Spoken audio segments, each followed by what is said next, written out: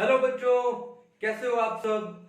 तो आज हम लोग सॉलिड स्टेट का नेक्स्ट टॉपिक जो कि बड़ा इंपॉर्टेंट है, क्या नाम है उसका, रेडियस रेशो, या इसको हम लोग लिमिटिंग रेडियस रेशो भी बोलते हैं। मोस्ट ऑफ द टाइम जो न्यूमेरिकल है इस रेडियस रेशो के ऊपर आते हैं।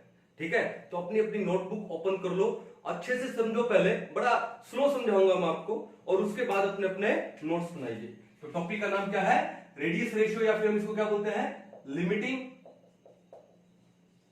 Radius ratio. ठीक है, चलो। तो बात यह है कि जो आयोनिक क्रिस्टल है, वो किससे बनता है, a large number of cation and large number of anion से मिलकर बनता है। एक आयोनिक क्रिस्टल में बहुत सारे एनायंस होंगे, बहुत सारे क्या होंगे, कैटायंस होंगे। और जनरली जो कैटायन का साइज है वो एनायन के साइज से क्या होता है, छोटा होता है। फैक्ट है ये बात। तो जो कैटायन का साइज है वो एनायन के साइज से क्या होगा, छोटा होगा। तो अब बात ये है कि जो कैटायन है जब उसका साइज छोटा है तो क्या होगा कि वो एनायंस के बीच में ट्रैप हो जाता है, या बीच के अंदर का जो स्पेस है वो ऑक्यूपाई कर लेता है। अब उससे क्या होगा, उससे क्रिस्टल में आएगी स्टेबिलिटी। अब ये जो आयंस हैं, जो कैटायंस और एनायंस हैं, ये अपने आप को स्पेस में ऐसे अरेंज करते हैं ताकि वो मैक्सिमम स्टेबिलिटी क्या कर पाए, गेन कर पाए। ठीक है, चलो। अब बात यह है कि ये जो स्टेबिलिटी है आयोनिक क्रिस्टल की, इस स्टेबिलिटी को हम लोग किसमें एक्सप्रेस करेंगे। So the stability of ionic crystal is expressed in terms of radius ratio. जो आयोनिक क्रिस्टल की जो स्टेबिलिटी है उसको हम रेडियस रेशियो में एक्सप्रेस करते हैं। किसमें एक्सप्रेस करते हैं, रेडियस रेशियो में। अब देखो क्या मैंने क्या बोला कि जो कैटायन का साइज छोटा होता है किससे, एनायन से। तो जो कैटायन है वो क्या होगा कि जो एनायंस के बीच का स्पेस है जिसको हम लोग क्या बोलते हैं, होल बोलते हैं, या फिर हम इसको क्या बोलते हैं, वॉइड बोलते हैं। तो वॉइड को ऑक्यूपाई कर लेता है। अब जो लार्जर कैटायन होगा तो वो लार्जर होल ऑक्यूपाई करेगा। जैसे मान लो क्यूबिक होल या फिर ऑक्टाहेड्रल होल। होल बोलो वॉइड बोलो एक ही बात है। जो लार्जर कैटायन होगा वो लार्जर वॉइड ऑक्यूपाई करेगा, जैसे क्यूबिक वॉइड हुई सबसे बड़ी होती है, या फिर ऑक्टाहेड्रल वॉइड हुई। और जो स्मॉलर कैटायंस होते हैं वो स्मॉलर वॉइड ऑक्यूपाई कर लेंगे, जैसे कौन सा, ट्रायंगुलर वॉइड, कौन सा वॉइड, ट्रायंगुलर वॉइड या फिर टेट्राहेड्रल वॉइड। ठीक है, तो कहानी समझ आ गई कि आयोनिक क्रिस्टल है वो बहुत सारे कैटायन और एनायन से मिलकर बनता है। ठीक है, ओके। अब जो कैटायन का साइज है वो एनायन के साइज से छोटा होता है। ओके, अब जो कैटायन है वो एनायन के बीच के जो होल है, जो वॉइड है, वो ऑक्यूपाई कर लेता है। Larger cation larger void occupy करते हैं और स्मॉलर कैटायन स्मॉल जो वॉइड है वो ऑक्यूपाई कर लेते हैं। सिंपल सी बात है। और जो एक आयोनिक क्रिस्टल का जो स्टेबिलिटी है वो एक्सप्रेस करते हैं किसकी टर्म्स में, रेडियस रेशियो में। किसमें, रेडियस रेशियो में। तो पहले मैं आपको एक छोटी सी टेबल समझा देता हूं और उसके बाद फिर हम उसको डिटेल में लेके चलेंगे। टेबल क्या है, देखो सबसे पहले लिख देते हैं क्या, सीरियल नंबर। उसके बाद हम लोग क्या लिख दें, radius ratio range, radius ratio. उसके बाद हम क्या लिख दें, coordination number of cation. Coordination number आप जानते होंगे ना कि कैटायन डायरेक्टली कितने एनायंस के टच में है, उसे कोऑर्डिनेशन नंबर बोलते हैं उसका। ठीक है, अब कोऑर्डिनेशन नंबर आने के बाद फिर क्या लिख देंगे इसका हम लोग, एग्जांपल लिख दो, या फिर एग्जांपल का मतलब यहां पर वॉइड का पहले ज्योमेट्री लिख देते हैं, ज्योमेट्री ऑफ द वॉइड, या उसको वॉइड ज्योमेट्री भी बोल देते हैं ना हम लोग, ज्योमेट्री ऑफ वॉइड। और लास्ट में क्या लिख देंगे इसका, एग्जांपल। लास्ट में क्या लिख देंगे, एग्जांपल। ठीक है, चलो एक एक करके समझते हैं इसको। अब बात ये है, क्या लिखा हम लोगों ने, रेडियस रेशियो। ये रेडियस रेशियो होता क्या है, ये भैया ये होता है कि रेडियस ऑफ कैटायन, जिसको मैं लिख दूं R positive, radius of cation को क्या लिख दूं, R positive, upon radius of anion R negative. इस रेशियो को हम लोग बोलते हैं radius ratio. Radius of cation upon radius of anion का जो रेशियो है उसको हम लोग क्या बोलते हैं, रेडियस रेशियो। कैटायन का साइज छोटा होता है और एनायन का साइज क्या होता है, बड़ा होता है।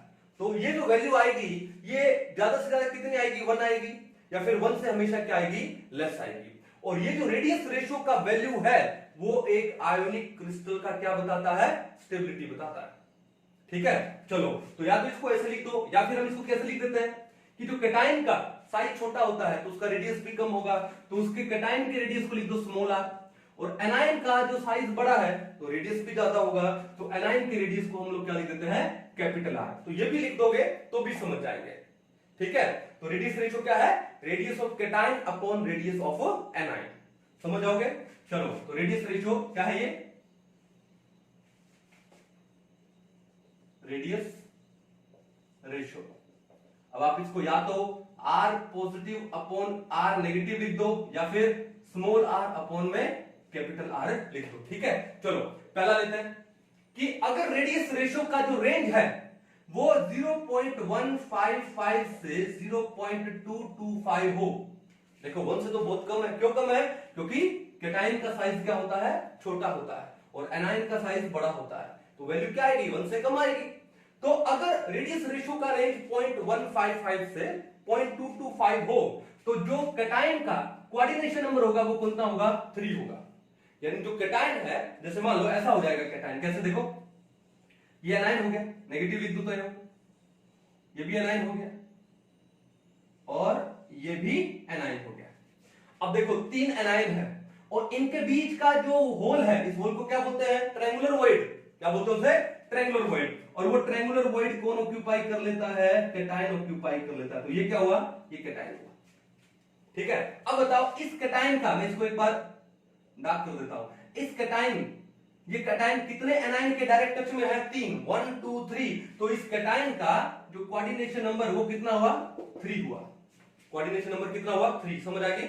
ओके, अगर कोऑर्डिनेशन नंबर 3 है तो वॉइड का ज्योमेट्री कौन सा होगा, बताओ कौन सा होगा, प्लेन ट्रिगनल। क्या होगा, प्लेन, 2D है और ट्रिगनल है, ठीक है, प्लेन ट्रिगनल, यानी ट्रायंगुलर वॉइड को रिप्रेजेंट करेगा। ये कैटायन क्या ऑक्यूपाई करेगा, ट्रायंगुलर वॉइड को ऑक्यूपाई करेगा, ठीक है। अब इसके एग्जांपल क्या है, इसका एक एग्जांपल है बड़ा पॉपुलर B2O3। क्या एग्जांपल है, B2O3। B2O3 में जो बोरोन है वो कहां पर होते हैं, वो इस ट्रायंगुलर वॉइड के अंदर होते हैं, यानी बोरोन है वो ट्रायंगुलर वॉइड को ऑक्यूपाई करता है। और ये जो एनायन है वो कौन है, वहां पे ऑक्साइड, O2 नेगेटिव है। कहानी समझ गए। तो ये मैंने आपको एक सिंपल सा एग्जांपल दिया यहां पे। चलो अब आते हैं नंबर 2 पे। इनको बाद में एक एक करके हम लोग डिटेल में जाएंगे कि ये वैल्यू आई कहां से, इस वैल्यू को हम लोग निकालेंगे, डेरिवेशन से निकालेंगे, ठीक है। चलो नंबर 2 देखो, अगर रेडियस रेशियो रेंज हो 0.225 से लेके 0.414 के बीच में, तो जो कोऑर्डिनेशन नंबर ऑफ कैटायन होता है वो कितना होता है, 4 होता है। यानी कैटायन है कितने एनायन के टच में होगा, 4 के टच में होगा। यानी जो 4 एनायन है वो आपस में अरेंज कैसे होंगे, टेट्राहेड्रली अरेंज होंगे। कैसे अरेंज होंगे, टेट्राहेड्रली। और ये जो कैटायन है वो कहां पर होगा, टेट्राहेड्रल वॉइड में होगा। इसका मतलब ज्योमेट्री ऑफ द वॉइड क्या हो गया, टेट्राहेड्रल। वॉइड का ज्योमेट्री क्या हो गया, टेट्राहेड्रल हो गया। अब इसका एग्जांपल क्या है, इसका एग्जांपल है जिंक सल्फाइड, जिसका कॉमन नेम क्या है, स्फेलेराइट, ठीक है। जिंक ब्लेंड भी बोलते हैं इसको, और वैसे इसको क्या बोलते हैं, स्फेलेराइट। तो ये इसका कॉमन नेम आप अच्छे से याद रख लो, स्फेलेराइट, जिंक सल्फाइड। और एक एग्जांपल और ले लेते हैं, क्या, सैंड, यानी सिलिका, SiO2। जो मिट्टी है, जो सैंड है यानी सिलिका है, उसके अंदर भी क्या होता है, वो टेट्राहेड्रल वॉइड ही होती है। वहां पे जो सिलिकॉन है वो कहां पर होते हैं, टेट्राहेड्रल वॉइड्स में होते हैं, ठीक है। और वो जो ऑक्साइड है वो क्या है, वो एनायंस है। समझ गए ना कहानी। चलो अब बात आती नंबर 3। अगर रेडियस रेशियो 0.414 से 0.732 के बीच में हो, अगर रेडियस रेशियो 0.414 से 0.732 के बीच में हो तो कैटायन का कोऑर्डिनेशन नंबर कितना होता है, 6 होता है। Means cation is surrounded by 6 anions. तो जो होल होगा, जो वॉइड होगी वो कौन सी होगी, ऑक्टाहेड्रल वॉइड होगी। कौन सी वॉइड होगी, ऑक्टाहेड्रल वॉइड होगी। और ऑक्टाहेड्रल वॉइड होगी, इसका एग्जांपल क्या देते हैं, जैसे मान लो सोडियम क्लोराइड। हम जो घरों में टेबल सॉल्ट यूज करते हैं, NaCl, सोडियम क्लोराइड, तो वहां पर जो Na पॉजिटिव आयन कैटायंस, जो Na पॉजिटिव यानी जो कैटायंस है वो कहां पर होते हैं, ऑक्टाहेड्रल वॉइड में होते हैं। दे occupy all the octahedral voids. और जो एनाइन है वो कहां पर होते हैं, CCP, FCC।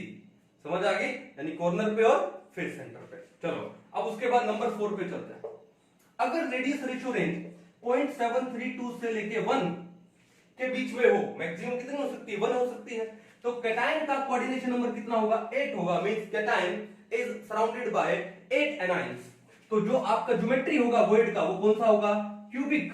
और जो क्यूबिक वॉइड होती है वो सबसे बड़ी होती है, ध्यान रखना। क्यूबिक वॉइड क्या होती है, सबसे बड़ी होती है। और उसका एग्जांपल क्या हो गया, सीजियम क्लोराइड हो गया। इसका एग्जांपल क्या हो गया, सीजियम क्लोराइड हो गया। ठीक है, जैसे मैं आपको सीजियम क्लोराइड का डायग्राम बना के समझा देता हूं। ये यूनिट सेल आपके पास, बाद में भी पढ़ेंगे इसको, वैल्यू निकालेंगे कैसे है। अब यहां पर क्या है, ये जो कॉर्नर है जितने भी 1 2 3 4 5 6 7 8, ये कॉर्नर कौन है, सारे के सारे क्लोराइड आयंस है, Cl नेगेटिव आयंस है।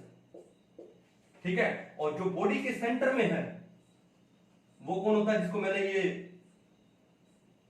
डार्क सर्कल से रिप्रेजेंट किया है, वो कौन है, Cs पॉजिटिव आयन है।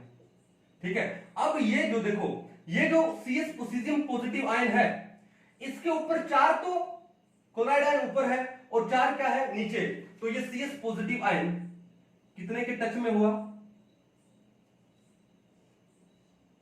8 के टच में हुआ कि नहीं हुआ, 4 ऊपर क्लोराइड आयन, 4 नीचे क्लोराइड आयन। ठीक है, 8 के टच में हुआ, तो कोऑर्डिनेशन नंबर कितना हो गया, 8। और ये डायग्राम कैसा बना है, क्यूबिक यूनिट सेल का बना है ना। तो ये जो बीच वाली वॉइड आती है उसको हम लोग क्या बोलते हैं, क्यूबिक वॉइड बोलते हैं। क्या बोलते हैं उसे, क्यूबिक वॉइड। एग्जांपल क्या हो गया, सीजियम क्लोराइड हो गया। तो एक ये छोटी सी टेबल है, और ये टेबल आपको याद हो जानी चाहिए, ये टेबल आपको याद हो जानी चाहिए, क्योंकि ये टेबल अगर याद होती है तो आपके बहुत सारे न्यूमेरिकल सोल्व हो जाता है। ठीक है, अब क्वेश्चन ये उठता है कि सर ये वैल्यू कहां से आई, सर ये जितनी भी हमने वैल्यू दी, क्या उसका रट्टा लगाना है, नहीं रट्टा नहीं लगाना है, तो ये वैल्यू आई कहां से। तो मेरा आपसे क्या कहना है कि मैं आपको इन चारों का भी डेरिवेशन करवाने वाला हूं। और अगर आप नीट के स्टूडेंट हैं तो आपको इनके डेरिवेशन की हालांकि जरूरत नहीं है, आप अगर ये वैल्यू याद कर लोगे तो आपका काम हो जाएगा।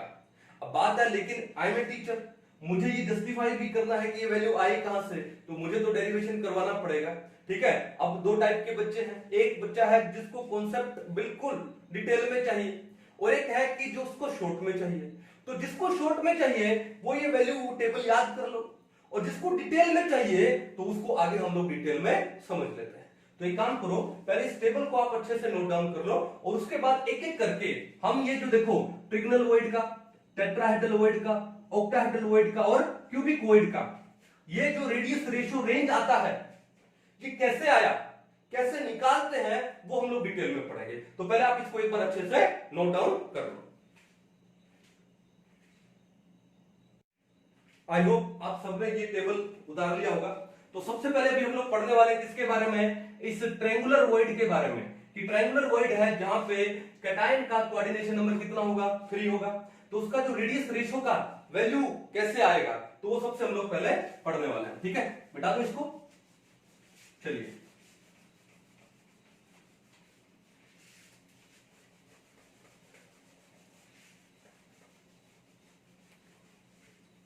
हाँ जी, तो सबसे पहले क्या है, देखो नंबर 1 ट्रायंगुलर वॉइड या ट्रायंगुलर होल।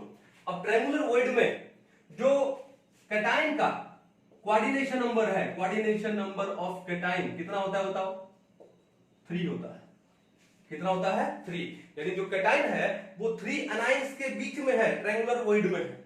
ओके, तो इसको मैं आपको समझाऊंगा, लेकिन सबसे पहले मेरे को ये बताओ कि आप में से कितने बच्चे हैं जिनको मैगी बहुत पसंद है। कई बार रात को उठ के 12-1 बजे भी मैगी बना के खाया होगा, तो मुझे भी मैगी पसंद है। तो अब इसका बात मैगी में कैसे लेके आए, तो कैटायन का कोऑर्डिनेशन नंबर कितना है, 3, तो हम लोग 3 एनायन बना लेते हैं। ठीक है, तो मेरे पास एक ये मैगी बॉल है, ठीक है। ओके, इससे मैं डायग्राम बनाने वाला हूं, देखो ध्यान से कैसे बनाएंगे। ओके, एक हम लोग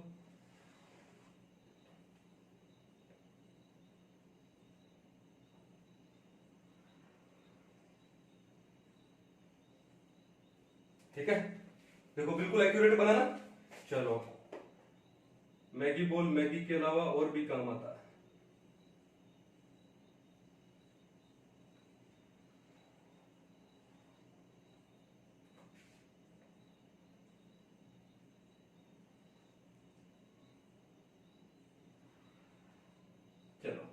ये हमने दूसरा स्फीयर बनाया। स्फीयर क्या, बोर्ड पे तो 2 डायमेंशनल स्ट्रक्चर ही बनेगा, सर्कल ही बन पाएगा, है ना।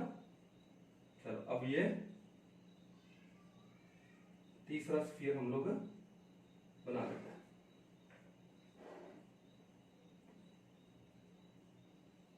ध्यान से,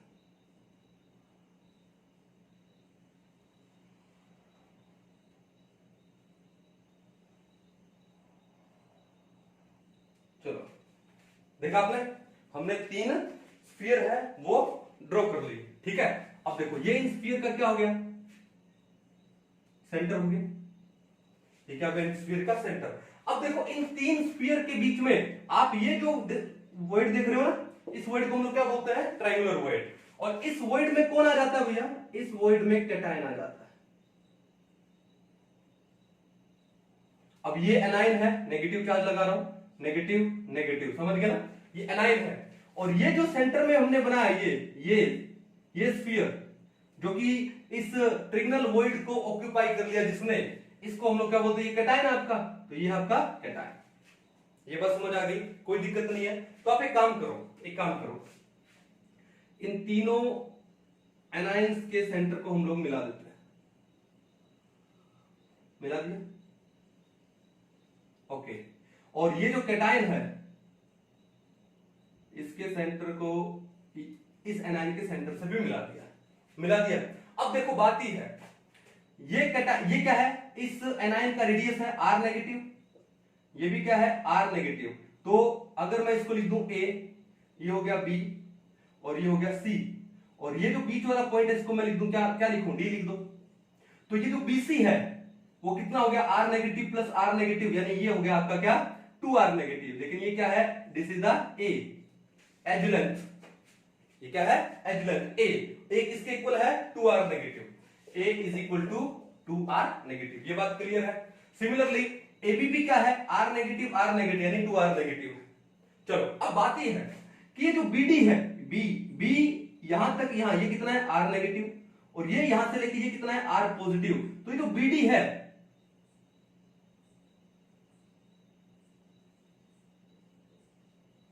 यानी इतना डिस्टेंस, ये कितना है, R positive plus R negative, R positive plus में R नेगेटिव।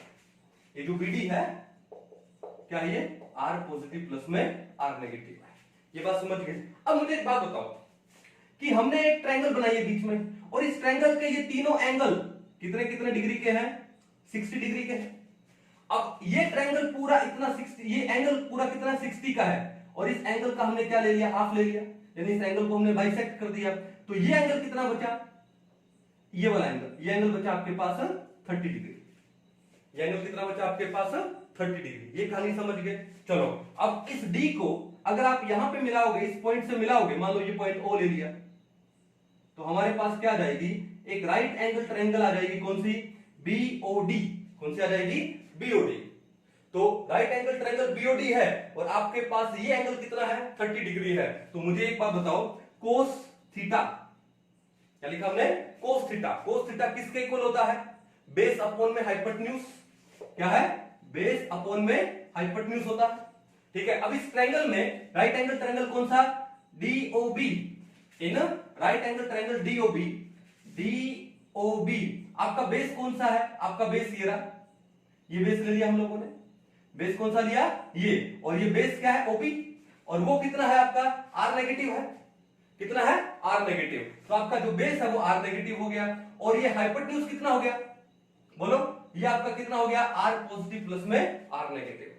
तो कोस थीटा क्या होता है, कोस थीटा बेस अपॉन में हाइपोटेन्यूज होता है, ठीक है। अब बेस कितना है, बेस ये रहा, बेस आपका R नेगेटिव अपॉन हाइपोटेन्यूज कितना है, ये है R पॉजिटिव प्लस में R नेगेटिव, है कि नहीं है, इज इक्वल टू क्या हो गया, कोस थीटा। और थीटा कितना है यहाँ पे, 30 डिग्री। थीटा कितना है, 30 डिग्री। अब मुझे ये बताओ कि जो कोस 30 होता है उसकी वैल्यू कितनी होती है, √3/2। पढ़ा होगा आपने क्लास 8, 9 या 10 में। √3/2 किसके इक्वल आ गया, ये आ गया R negative upon R positive plus में R नेगेटिव आ गया। अब एक काम करो, क्रॉस मल्टीप्लाई कर दो। अब क्रॉस मल्टीप्लाई करेंगे तो √3 को r पॉजिटिव से मल्टीप्लाई करो तो क्या आएगा, √3r positive plus √3r negative is equal to 2r negative. Clear है?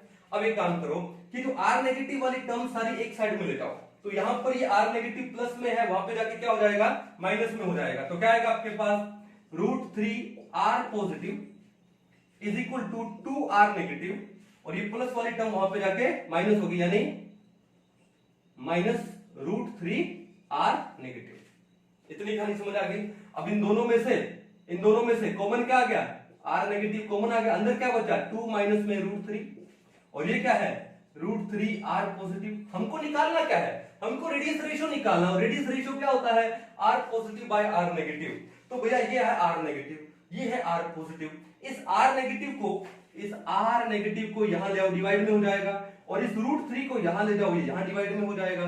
तो आपके पास क्या आएगा, r पॉजिटिव अपॉन में r नेगेटिव। r पॉजिटिव तो है, ये r नेगेटिव यहां पे डिवाइड में आ गया, तो r positive upon r negative क्या बचा, 2 माइनस √3 अपॉन, अब ये √3 यहां मल्टीप्लाई में यहां पे आके डिवाइड में आ गया, ये लो अपॉन √3। बस इसको सोल्व कर लेना है। 2 माइनस √3 कितना होता है, 1.732 अपॉन √3 कितना है, 1.732। अब 2 में से जब आप 1.732 माइनस करते हो तो कितना आएगा, 10 में से 2 गए 8, 9 में से 3 गए 6, 9 में 7 गए 2, फिर कितना बचा 0 अपॉन में 1.732, और ये वैल्यू जब आप सोल्व करोगे तो वैल्यू आएगी 0.155, एग्जैक्ट वैल्यू आएगी ये। तो r positive upon r negative, यानी रेडियस रेशियो रेंज कितनी आ गई, 0.155 आ गई। तो हमने टेबल में तो यही पढ़ा था, ठीक है। तो अगर r positive upon r negative का वैल्यू 1.155 है, इसका मतलब समझ आना कि जो कैटायन है वो कौन सी वॉइड में है, ट्रायंगुलर वॉइड में है, और जो आयोनिक क्रिस्टल है, आयोनिक क्रिस्टल ओके, वो किस टाइप का है, वो ट्रायंगुलर टाइप का है, यानी उनमें ट्रायंगुलर वॉइड्स होंगी, 3 एनाइन है, ट्रायंगल में अरेंज होंगे, और उनके बीच की वॉइड को ऑक्यूपाई किया है किसने, कैटायन ने। एग्जांपल क्या आपके सामने, B2O3, एग्जांपल क्या आपके सामने, B2O3। तो हमने बोला ना कि जो स्मॉल कैटायन है, देखो इन एनायन के कंपैरेटिवली कैटायन कितना स्मॉल दिखाई दे रहा है, तो स्मॉल कैटायन है, स्मॉल वॉइड ऑक्यूपाई करते हैं, और जो लार्ज कैटायन है वो लार्ज वॉइड ऑक्यूपाई करते हैं। आई होप आपको ये ट्रायंगुलर वॉइड का ये जो रेडियस रेशियो है, यानी 0.155 ये कैसे आया, अच्छे से समझ आया होगा। एक बार इसको नोट डाउन कर लो, फिर हम लोग नेक्स्ट वॉइड के ऊपर चलते हैं। कौन सी वॉइड, टेट्राहेड्रल वॉइड के ऊपर, ठीक है। आया समझ अच्छे से कि ट्रायंगुलर वॉइड का जो रेडियस रेशियो है वो कितना होता है, 0.155, और 0.155 से लेके कितना हो सकता है, 0.225 तक हो सकता है। क्लियर है? चलो अब नेक्स्ट वॉइड का रेडियस रेशियो देखते हैं हम लोग, कौन सा, टेट्राहेड्रल वॉइड। इसका टेट्राहेड्रल वॉइड। चलो टू क्या है, नंबर 2 हम लोग पढ़ते हैं किसके बारे में, टेट्राहेड्रल वॉइड के बारे में। अब देखो टेट्राहेड्रल वॉइड का मतलब क्या है, the void which is surrounded by 4 spheres. Tetrahedrally, जो 4 स्फीयर्स है वो टेट्राहेड्रली अरेंज्ड है। तो क्या लिखेंगे हम लोग यहां पे कि यहां पर जो एनाइंस है, anions they touch each other, anions touch each other, all the anions they touch each other, and coordination number of cation कितना होता है बताओ, 4 हो जाएगा। और ट्रायंगुलर वॉइड के अंदर all the anions touch each other and coordination number of cation कितना था, 3 था। यहां पर coordination number cation का कितना है, 4 है। तो एक काम करते हैं, पहले डायग्राम बनाते हैं और उसके बाद उसको समझते हैं अच्छे से, ठीक है ना। चलो तो मैं एक यूनिट सेल बना लेता हूं, चलिए उसके बाद, ठीक है,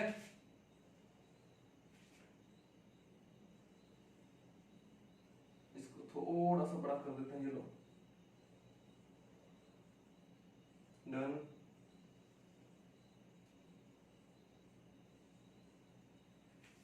एक यूनिट सेल बना लिया।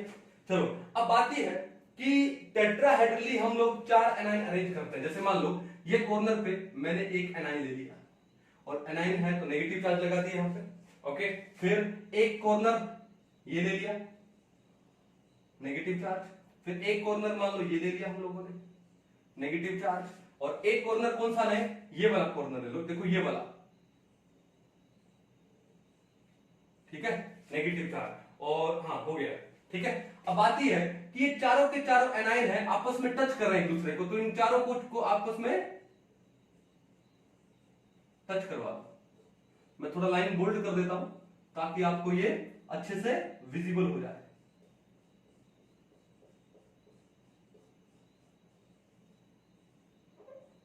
ठीक है,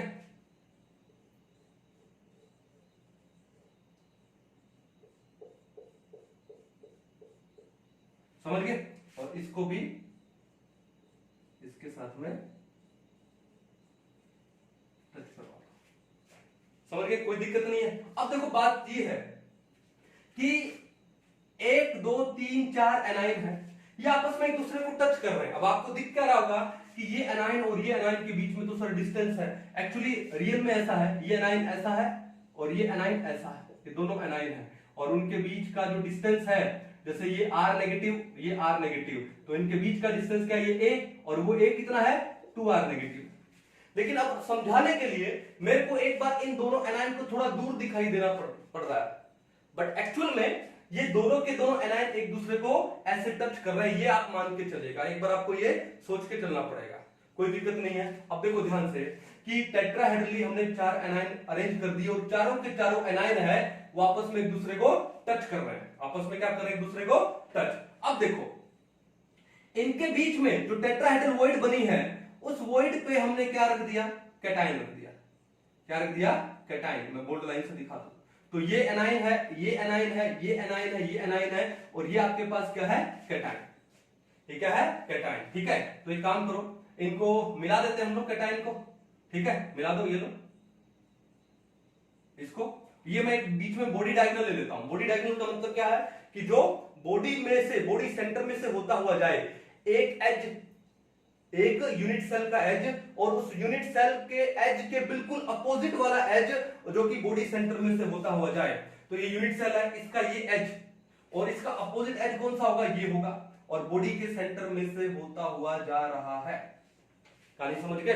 अब मान लो ये जो एनाइन था ये है A, ये एनाइन ले लो B, ये एनाइन ले लो C, फिर ये वाला जो पॉइंट है यहां भी एनाइन होगा कोई, ये ले लो D। क्या ले लो, D ले लिया हम लोगों ने, कोई दिक्कत नहीं है। अब एक काम करो, अब एक काम करो कि ये जो AC आपको दिखाई दे रहा है, AC, ये AC क्या है, ये आपको ऊपर वाला फेस दिखाई दे रहा है, ये वाला फेस, ये इस फेस का, ये AC क्या है, डायगोनल है। AC क्या है, इसको मिटा दो एक बार। AC क्या है, AC is equal to face diagonal. दोबारा से देख लो कि जो फेस है ऊपर वाला, देखो ये वाला, ये फेस आपको दिखाई दे रहा है ना, जिसको मैं हाईलाइट कर रहा हूं, इस फेस का ये AC क्या हुआ, डायगोनल हुआ। क्या हुआ, डायगोनल। अब बताओ इस यूनिट सेल की जो एज है वो कितनी है, A है। लेंथ कितनी है, लेंथ A। तो फिर ये क्या हो गया, ये हाइपोटेन्यूज हो गया।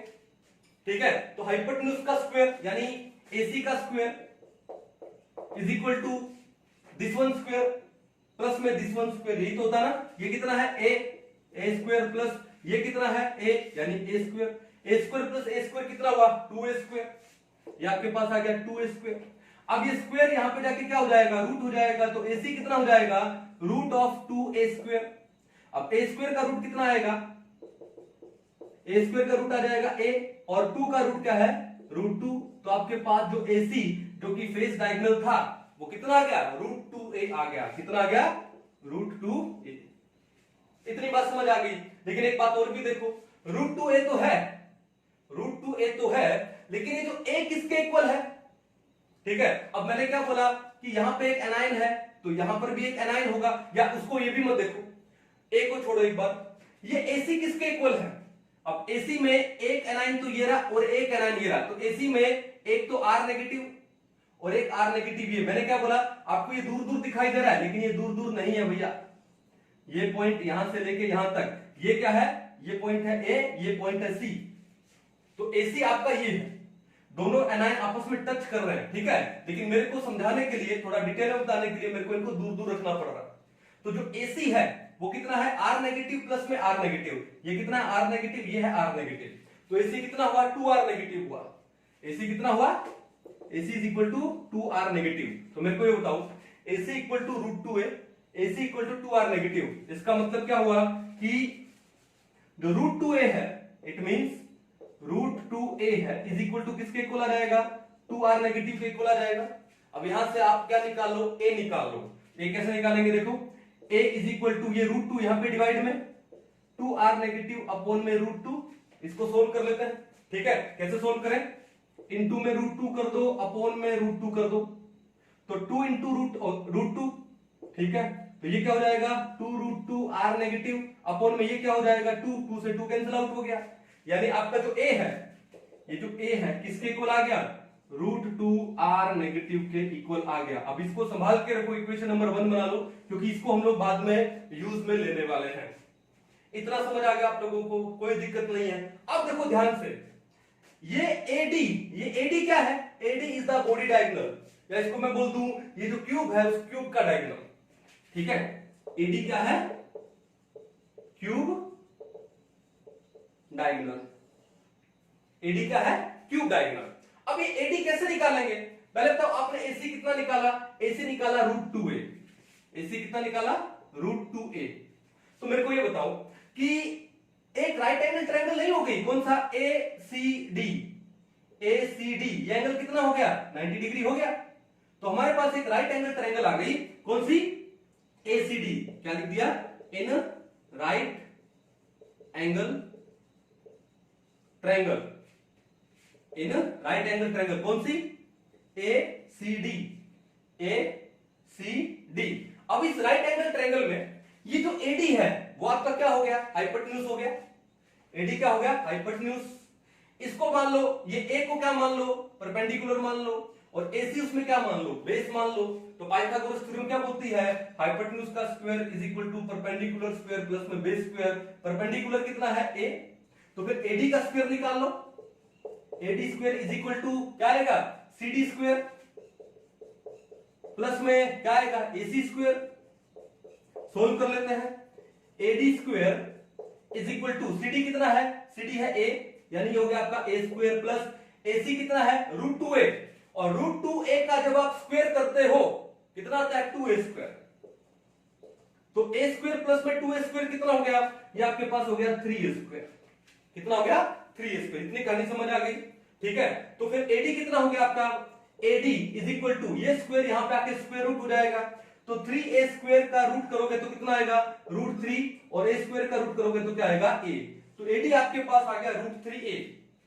AD क्या आ गया, AD क्या आ गया, √3 आ गया। लेकिन देखा जाए तो ये AD किसके इक्वल है, AD में एक तो है R नेगेटिव, ठीक है, ओके, एक है R नेगेटिव, फिर यहां पर भी एक आयन होगा, तो ये भी क्या होगा, R नेगेटिव होगा। फिर ये क्या है, ये है R पॉजिटिव, और ये भी क्या है, R पॉजिटिव, यानी यहां पर इस कैटायन का पूरा डायमीटर आ जाएगा। क्या आ जाएगा, पूरा का पूरा डायमीटर।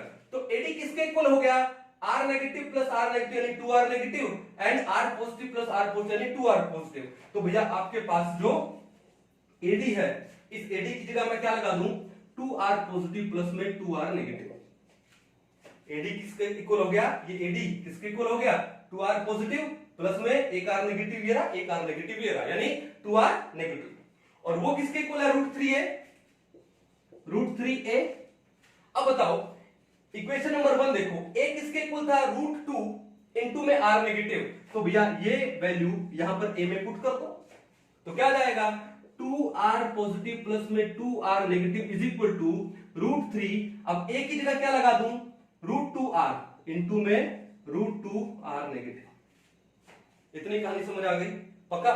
चलो अब कहां लिखूं, यहां लिखूं, चलिए अब देखो 2R positive plus 2R negative is equal to √3 into √2R negative, ये हमारे पास आ गया। एक काम करो, दोनों साइड में 2R से डिवाइड कर देते हैं, लेफ्ट हैंड साइड को भी 2R 2r क्या, 2r नेगेटिव से डिवाइड कर देते हैं, ठीक है, divide both sides by 2r negative, लिख देता हूं यहां पे, divide both sides by 2r negative, ठीक है। ये करेंगे तो ये क्या बन जाएगा, देखो ये बन जाएगा आपके पास 2r पॉजिटिव प्लस में 2r नेगेटिव अपॉन में 2r negative is equal to, ये क्या है, √3 इंटू √2, √3 इंटू में √2 r नेगेटिव अपॉन में 2r नेगेटिव, कोई दिक्कत नहीं है।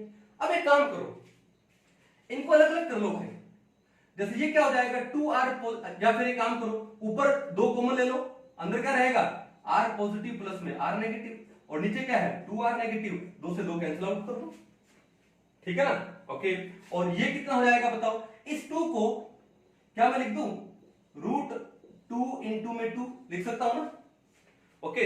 एक √2 से एक √2 कैंसिल हो गया, r नेगेटिव से r नेगेटिव कैंसिल हो गया, तो फिर यहां पर आपके पास क्या बचा, √3 अपॉन में √2 बचा, क्या बचा यहां पे आपके पास, √3 अपॉन √2, ये बात समझ आ गई।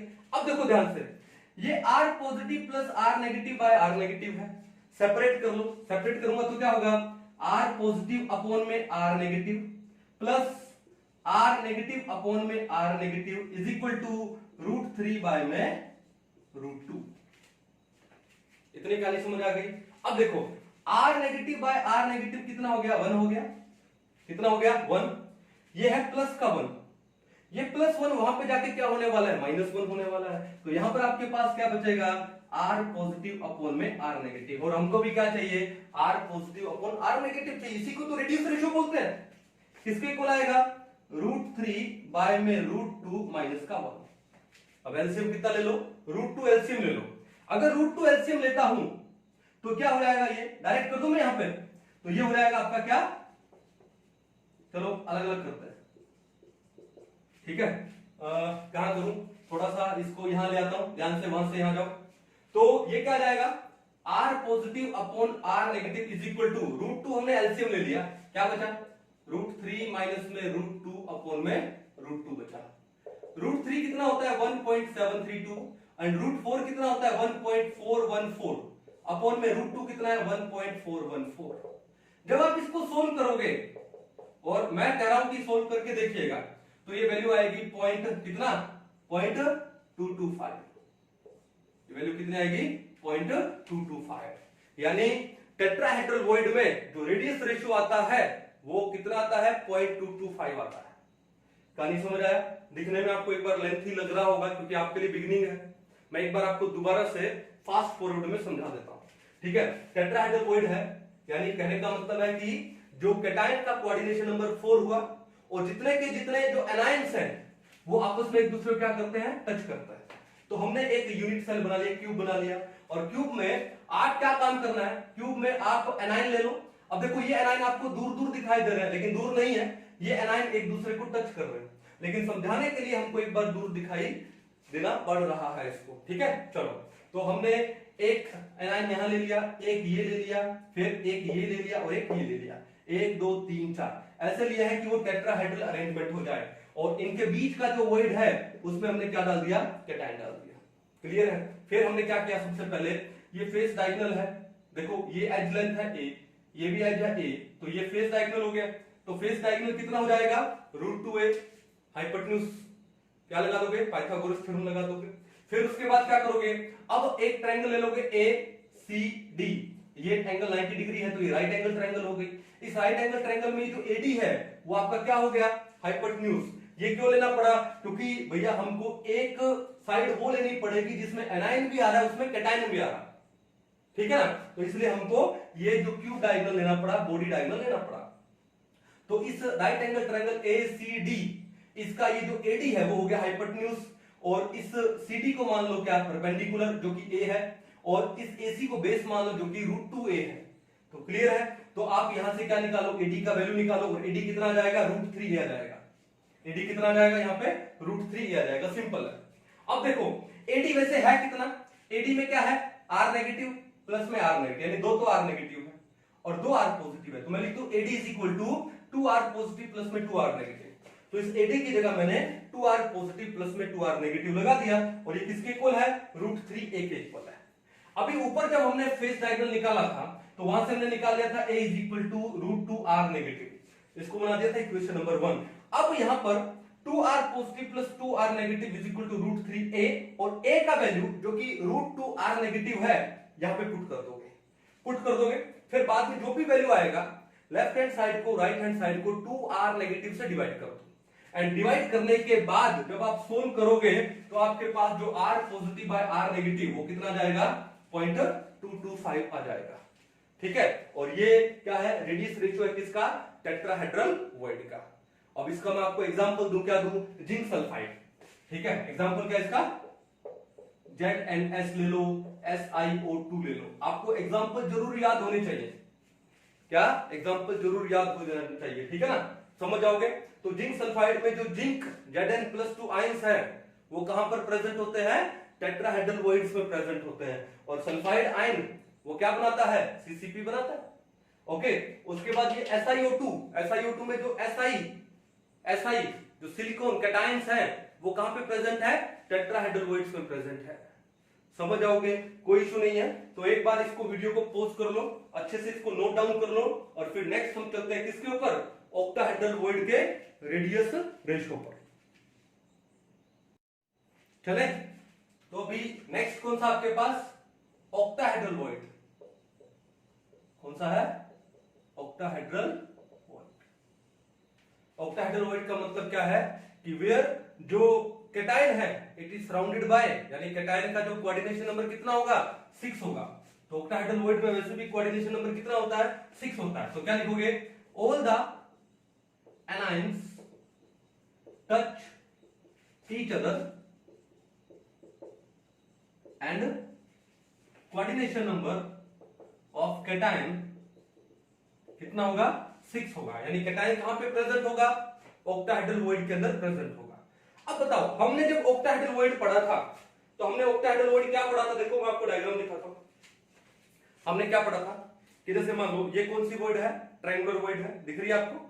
ओके, अब इसके बाद ये जो दो स्फीयर है, इन स्फीयर के बीच में जब दूसरे ट्रायंगुलर वॉइड, जैसे देखो इस टाइप का, ये इसको हम लोग क्या बोलते थे, इसको हम लोग बोलते थे ऑक्टाहेड्रल वॉइड। दिखाई दे रही है, इसके बीच में से क्या पास हो जाएगा, एक पेन पास हो जाएगा। ठीक है, अब देखो इसका मतलब 3 स्फीयर ऊपर है और 3 स्फीयर कहां पर है, नीचे। ठीक है, तो जो बीच की जो वॉइड है, अगर उस वॉइड में मैं एक कैटायन डाल दूं तो वो कैटायन कितने स्फीयर को टच कर रहा है, 6 को। तो कैटायन का कोऑर्डिनेशन नंबर कितना हो गया, 6 हो गया। तो 3 स्फीयर ऊपर 3 स्फीयर नीचे।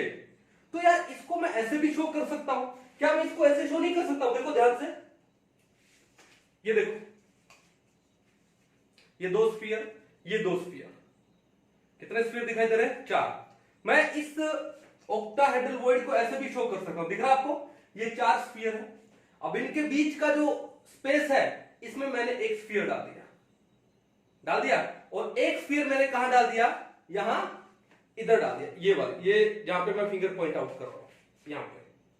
ठीक है, तो कितने हो गए टोटल, 4 ये, एक ऊपर और एक नीचे, टोटल कितने हो गए, 6। तो ये बीच की वॉइड को भी क्या बोलेंगे, ऑक्टाहेड्रल वॉइड बोलेंगे।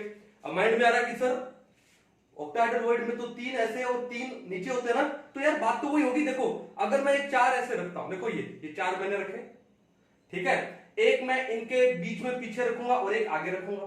तो अब आप इसको ऐसे देखने की बजाय एक बार ऐसे देखो, 1 2 3 स्फीयर दिखाई दे रहे हैं ना, और उसके बाद ये वाले देखो, पिंक वाले 1 2 और एक यहां पर आएगा, वो भी कितने हो गए, 3 हो गए। बात तो वही होगी ना, 3 यहां जाएंगे और 3 ये, 2 ग्रीन और एक ब्लू वाले आ गए, समझ गए।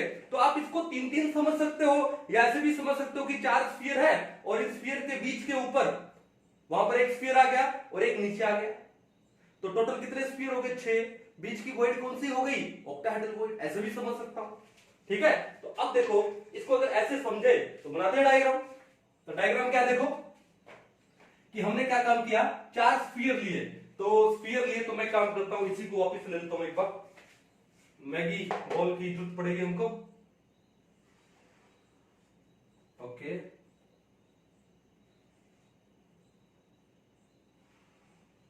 एक, उसके बाद इसके एग्जैक्ट नीचे बना देते हैं दूसरा,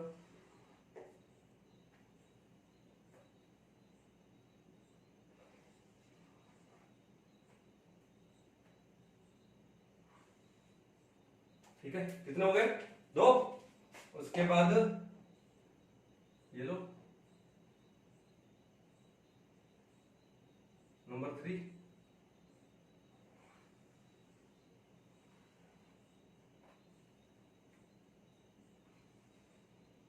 ये हो गया नंबर 3, और ये हो गया नंबर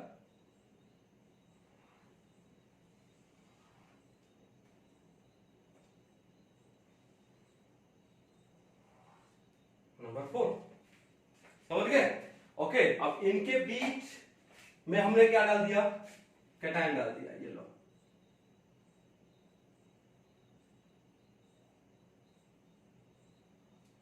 देखा?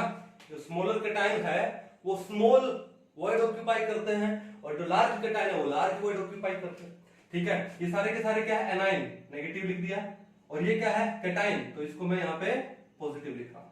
तो हमने क्या काम किया? इन एनाइंस के सेंटर को ले लो, और एनाइंस के सेंटर को क्या कर दो? मिला दो आपस में। इसको इससे मिला दिया, इसको यहां मिला दिया, ये यहां पे और ये यहां पे। क्लियर है? चलो, अब ये कैटायन है, इसका भी सेंटर ले लो, फिर ये मान लो A है, ये मान लो B है, और ये मान लो क्या है? C है। क्लियर है? अब देखो, इतना रेडियस क्या हुआ? ये हुआ R नेगेटिव, ये भी क्या हुआ? R नेगेटिव, तो नेगेटिव, समझ गए? ओके, और ये AB पूरा का पूरा क्या है? ये तो A है, एज लेंथ है। BC भी क्या है? A है, एज लेंथ है। और यहां पर ये जो A है वो किसके इक्वल है? 2R negative. A is equal to 2R negative. ये बात सही है? अब देखो ध्यान से, ये AC आपको एक फेस दिखाई दे रहा होगा, और ये फेस का ये क्या होगा? डायगोनल हो गया। तो AC क्या होगा यहाँ पे? AC is equal to face diagonal. AC क्या है? Face diagonal. अगर ये AB A है और BC भी A है, तो AC क्या हो गया? √2A। पाइथागोरस थ्योरम लगाओ, तो बार बार करने की जरूरत है नहीं ना शायद। AC square is equal to, यानी हाइपोटेन्यूज का square is equal to AB square plus में BC स्क्वायर। कुछ बच्चे बोल देंगे कि सर ये कहां से आया, तो इसलिए मैं फिर बता देता हूं। AB कितना है? A स्क्वायर है। BC कितना है? A स्क्वायर है। ठीक है, BC का स्क्वायर की बात हो रही है ना। AB कितना है? A, तो AB का स्क्वायर A स्क्वायर। BC भी A, तो BC का स्क्वायर वो भी A स्क्वायर। तो A square plus A square कितना हो गया? 2A square. तो AC स्क्वायर किसके इक्वल आ गया? 2A square. ये स्क्वायर आके यहाँ पे रूट हो जाएगा, तो AC is equal to √2 into A square क्या हो जाएगा? √2A। कहानी समझ आ गई? ठीक है, तो ये फेस का डायगोनल है, किसके इक्वल हो जाएगा? AC is equal to √2A। Simple. अब वैसे AC किसके इक्वल है बताओ? AC इक्वल है, देखो ये क्या है? ये है R नेगेटिव, ये क्या है? R पॉजिटिव, ये भी क्या है? R पॉजिटिव, और ये क्या है? R negative. तो AC में कितने R नेगेटिव आए? 2। कितने R पॉजिटिव आए? 2। तो AC किसके इक्वल हो गया? 2R पॉजिटिव प्लस में 2R नेगेटिव। आई होप समझ आया होगा। इज इक्वल टू √2 इंटू में A। अब भैया A किसके इक्वल है बताओ? A इक्वल है किसके? 2R नेगेटिव, यानी √2 इंटू में A की जगह क्या लगा दिया? 2R नेगेटिव लगा दिया। इतनी कहानी सबको समझ आ गई। अब एक काम करो कि दोनों साइड में 2R नेगेटिव से हम लोग क्या करते थे? डिवाइड कर देता है। Divide both sides by 2R negative. दोनों साइड को 2R नेगेटिव से डिवाइड कर दो। ये हो जाएगा क्या? 2R पॉजिटिव प्लस में 2R नेगेटिव बाय में 2R नेगेटिव। ये क्या हो जाएगा? √2 इंटू 2R नेगेटिव बाय में 2R नेगेटिव। 2R नेगेटिव से 2R नेगेटिव कैंसिल आउट हो गया। अब ऊपर 2 कॉमन आ गया। 2 कॉमन आने के बाद क्या हुआ? 2 क्या रहा यहाँ पे? R positive. या फिर आप एक काम कर सकते हो, लंबा करो ही मत, डायरेक्ट कर लो, इसको सेपरेट कर लो। सेपरेट करेंगे तो क्या आएगा? 2R पॉजिटिव अपॉन में 2R नेगेटिव प्लस में 2R नेगेटिव अपॉन में 2R negative is equal to, यहां पे क्या बचा? यहां पे बचा √2। 2R नेगेटिव से 2R नेगेटिव गया, कितना आया? 1। और 2 से यहां पे 2 गया, तो यहां क्या बचा R positive by R negative, R positive by में R नेगेटिव, ये प्लस का 1 वहां पे जाके माइनस का 1 क्या जाएगा √2 माइनस 1, √2 कितना होता है 1.414 माइनस का 1, 1.414 में से जब आप 1 माइनस करते हो तो कितना जाएगा 0.414, यानी R पॉजिटिव अपॉन में R नेगेटिव कितना जाएगा 0.414 आ जाएगा, किसमें ऑक्टाहेड्रल में। तो ऑक्टाहेड्रल का जो रेडियस रेशियो होता है वो 0.414 होता है। एग्जांपल क्या है NaCl, बड़ा इंपॉर्टेंट एग्जांपल है सोडियम क्लोराइड।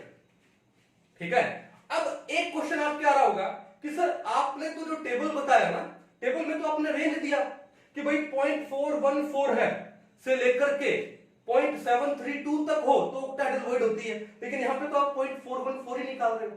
लेकिन ऐसा नहीं है, ये तो हमने एक जनरल मेथड बताया समझाने के लिए।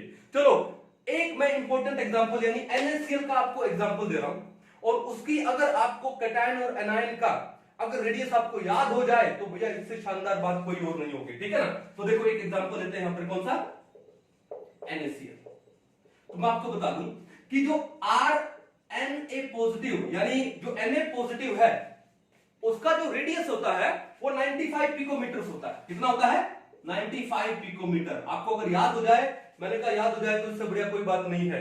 जो सोडियम आयन है Na पॉजिटिव आयन है उसका जो रेडियस है वो कितना होता है 95 पिकोमीटर, और जो क्लोराइड आयन है उसका रेडियस होता है 181 पिकोमीटर। ठीक है, ओके, याद कर लो अच्छे से, वरना आपको दिया भी जाएगा एग्जाम में, क्वेश्चन में तो देगा ही देगा, लेकिन याद हो जाएगा तो स्मार्ट इनफ हो जाएगा ये। तो जो Na पॉजिटिव आयन का रेडियस कितना होता है 85 पिकोमीटर 95 पिकोमीटर होता है, और क्लोराइड आयन का रेडियस कितना होता है 181 पिकोमीटर होता है। तो मेरे को ये बताओ कि जो Na positive upon RCl negative हो गया ना, R positive upon R negative कितना आ जाएगा ये 95 अपॉन 181, और अगर आप इसको सोल्व करोगे तो वैल्यू आएगी 0.525। कितनी वैल्यू आएगी 0.525। अब बताओ, मैंने आपको बोला कि ऑक्टाहेड्रल वॉइड है, उसके अंदर जो रेडियस रेशियो है वो कितना आता है 0.414 से 0.732 के बीच की आती है। इसको हम लोग क्या बोलते हैं रेडियस रेशियो, रेंज बोलते हैं। इस रेंज में रेडियस रेशियो अगर आए तो कौन सा वॉइड होगा ऑक्टाहेड्रल वॉइड होगा। तो देखो 0.525 क्या इस रेंज के बीच में नहीं है ना, तो इसका मतलब क्या है कि जो NaCl है उसमें Na पॉजिटिव आयन कहां प्रेजेंट होते हैं ऑक्टाहेड्रल वॉइड में प्रेजेंट होता है। ठीक है, कहानी समझ आ गई। कोऑर्डिनेशन नंबर कितना होता है 6 होता है सोडियम क्लोराइड में। कर पाओगे, कोई दिक्कत नहीं है। बहुत सारे क्वेश्चन आएंगे, हम लोग क्वेश्चन सोल्व करेंगे। ऐसा भी क्वेश्चन आएगा कि भैया जो एक आयोनिक सॉलिड है AB, ठीक है, it has NaCl type structure. दोबारा से बोल रहा हूं, क्वेश्चन इस टाइप का आएगा कि an ionic solid AB has NaCl type structure. जैसे वो बोल दे NaCl टाइप स्ट्रक्चर, समझ जाना कोऑर्डिनेशन नंबर कितना है 6 है। कितना है 6 है, और कौन सी वॉइड होगी ऑक्टाहेड्रल वॉइड होगी। अगर क्वेश्चन आ जाए कि एक आयोनिक जो सॉलिड है AB, it has zinc sulphide या स्फेलेराइड टाइप स्ट्रक्चर, तो स्फेलेराइड का मतलब कोऑर्डिनेशन नंबर कितना हुआ 4 हुआ। कितना हुआ 4। कौन सी वॉइड होगा टेट्राहेड्रल वॉइड होगा। कौन सा वॉइड होगा टेट्राहेड्रल वॉइड। समझ आओगे, इस टाइप के क्वेश्चन आपके आने वाले हैं, तो आपको अच्छे से सोल्व करना। तो आई होप आपको ये ऑक्टाहेड्रल वॉइड बड़े अच्छे से समझ आया होगा। वीडियो को एक बार पॉज कर लो, और पॉज करने के बाद फिर हम लोग नेक्स्ट पे चलते हैं। कर लिया पॉज, ठीक है, चलो अब चलते हैं नेक्स्ट पे। नेक्स्ट लास्ट वॉइड कौन सी बची है हमारी क्यूबिक वॉइड। सबसे बड़ी जो वॉइड होती है वो कौन सी होती है क्यूबिक वॉइड होती है भैया। कौन सी वॉइड होती है क्यूबिक। और सबसे छोटी वॉइड कौन सी होगी ट्रायंगुलर वॉइड होगी। कौन सी होगी ट्रायंगुलर वॉइड। अगर मैं वॉइड का साइज बता दूं, ठीक है, तो देखो जो ट्रायंगुलर वॉइड होती है इट इज स्मॉलर देन किससे टेट्राहेड्रल वॉइड से। टेट्राहेड्रल वॉइड, और टेट्राहेड्रल वॉइड स्मॉलर होती है किससे ऑक्टाहेड्रल वॉइड से, और ऑक्टाहेड्रल वॉइड स्मॉलर होती है किससे क्यूबिक वॉइड से। ठीक है, तो जो सबसे लार्ज वॉइड होती है वो कौन सी होती है क्यूबिक वॉइड होती है। कर लोगे, चलो अब आते हैं नंबर 4 पे। किस पे आते हैं? क्यूबिकॉइड पे आता है।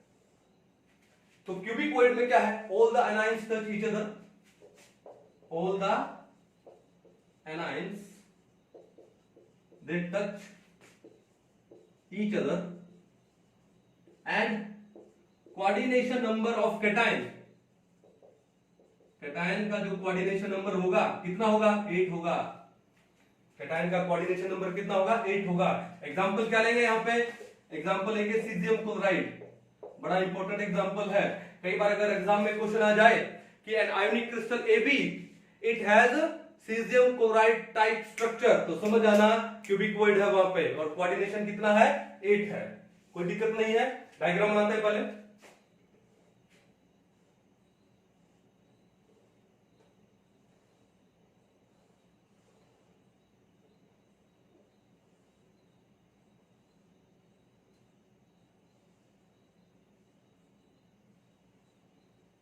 ठीक है, चलो अब एक यूनिट सेल बनाया। अब इसके जो मैं कॉर्नर बना रहा हूं ना, वो कॉर्नर सारे के सारे कौन से? A9, negative negative. कॉर्नर क्या है? एनाइन है सारे। Means anions are present at corner. हो गया? कितने हो गए? 8। 7 ही हुए, एक ये रहेगा। ये लो कितने हो गए? 8। और इन एनाइंस के बीच में ये हमारा कैटायन है। ठीक है, तो देखो 4 एनायन ऊपर, 4 नीचे और बीच में हमारा क्या हो गया? कैटायन हो गया। तो कैटायन कौन सी वर्ड में है यहाँ पे? इस वर्ड को बोलते हैं क्यूबिकॉइड। तो ये जो कैटायन है सभी एनायन के साथ में टच में है। कितने एनायन के साथ में? 4 ऊपर 4 नीचे, तभी कैटायन का कोऑर्डिनेशन नंबर कितना है? 8 है यहाँ पर। कितना है? 8। अब हमको क्या निकालना है? हमको यहां पर निकालना है रेडियस रेशियो रेंज निकालना है। क्या निकालना है? Radius ratio range. तो एक काम करो, इस एनाइन को इस एनाइन से मिला दो। एक बार मिला दिया, ठीक है। इसको मान लो A, ये मान लो कितना? C। ओके, उसके बाद क्या काम करें? इसको मान लो क्या? D, और इसको मान लो B। मान लिया। और हमको एक बॉडी डायगोनल लेना पड़ेगा क्योंकि वहां पे हमको कैटायन भी चाहिए। तो ये कॉर्नर और ये कॉर्नर, इन दोनों कॉर्नर को मिला दो क्योंकि ये कॉर्नर कहां से होके जाएंगे? बॉडी डायगोनल में से होके जाएंगे, अपोजिट कॉर्नर से। ठीक है, अब आप ये देखो, ये जो बॉडी डायगोनल है AD, देखो मैं यहां पे लिख देता हूं, यहां पे बॉडी डायगोनल क्या है? AD। ये A और D आपस में एक दूसरे को टच कर रहे हैं। ठीक है, A और D क्या कर रहे हैं ना? आपस में एक दूसरे को टच। A और D टच कर रहा है? नहीं, A और D टच नहीं कर रहा है। कौन टच कर रहा है यहां पे? हाँ जी, ये A टच कर रहा है किसको? B को। A टच कर रहा है किसको? इसको। A टच कर रहा है इसको भी।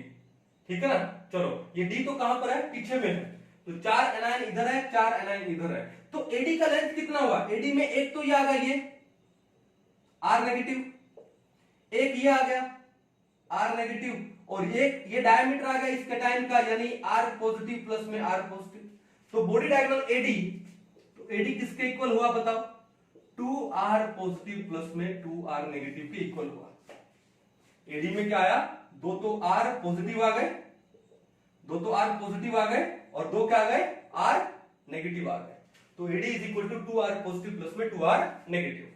क्लियर है? चलो, अब फिर ये क्यों लिया है सर? ये जो लेंथ है CD कितनी है? A।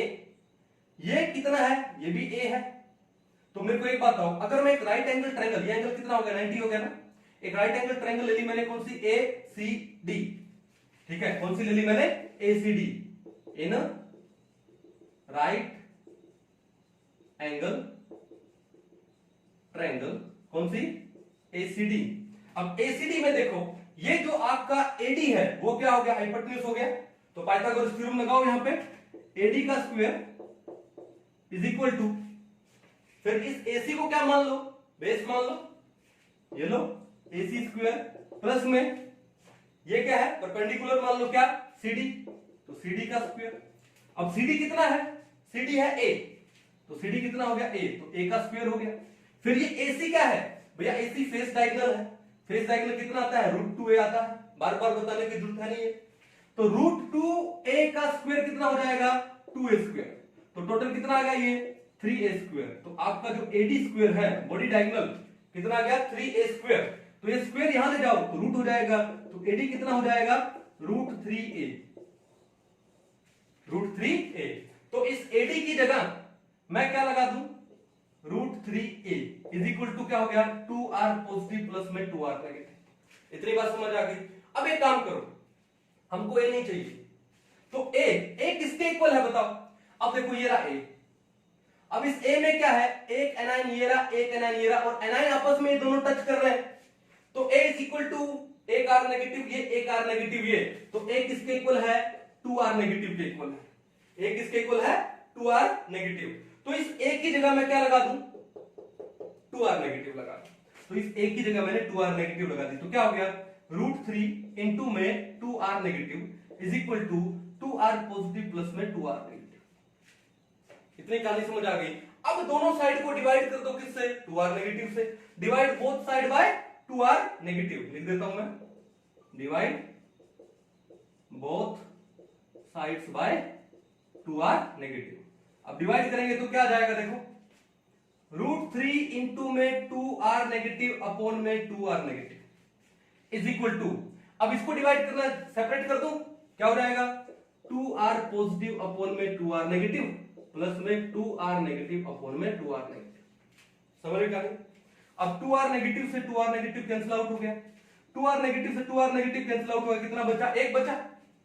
अब ये प्लस का 1 यहां पर आके क्या हो जाएगा -1 हो जाएगा, क्योंकि यहां पर ऑलरेडी क्या है √3, तो फिर यहां क्या बचा देखो 2 से 2 चला गया, यहां क्या बचा r positive by r negative ये बचा, और ये प्लस का 1 यहां पर आके -1 हो जाएगा, और यहां पर ऑलरेडी कितना है √3 का वैल्यू कितना होता है 1.732 माइनस का 1.732 में से अगर आप 1 माइनस करते हो तो वैल्यू कितनी आती है 0.732, तो r पॉजिटिव अपॉन में r नेगेटिव क्या वैल्यू कितना आ गया 0.732 आ गया। यानी जो ऑक्टाहेड्रल वॉइड है क्यूबिक वॉइड है, क्यूबिक वॉइड का जो रेडियस रेशियो होता है वो कितना होता है 0.732 होता है, और रेडियस रेशियो रेंज कितनी हो जाएगी 0.732 से लेकर के 1 तक हो जाएगा।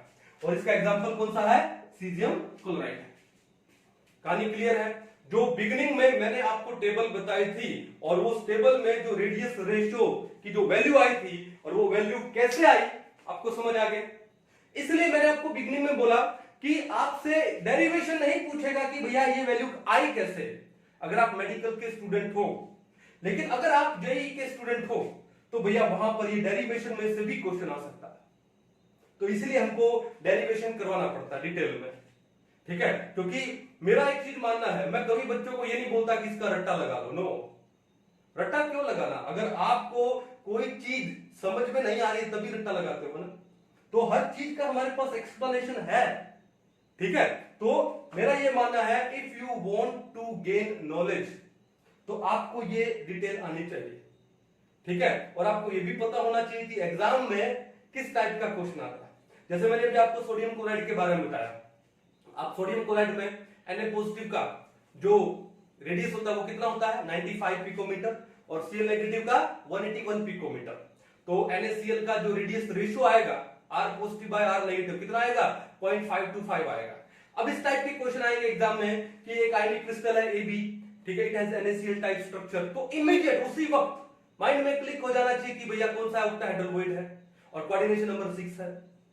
अगर पूछे कि AB है वो जिंक सल्फाइड लाइक स्ट्रक्चर है तो माइंड में क्या आएगा टेट्राहेड्रल वॉइड, ठीक है, और कोऑर्डिनेशन नंबर कितना 4 है।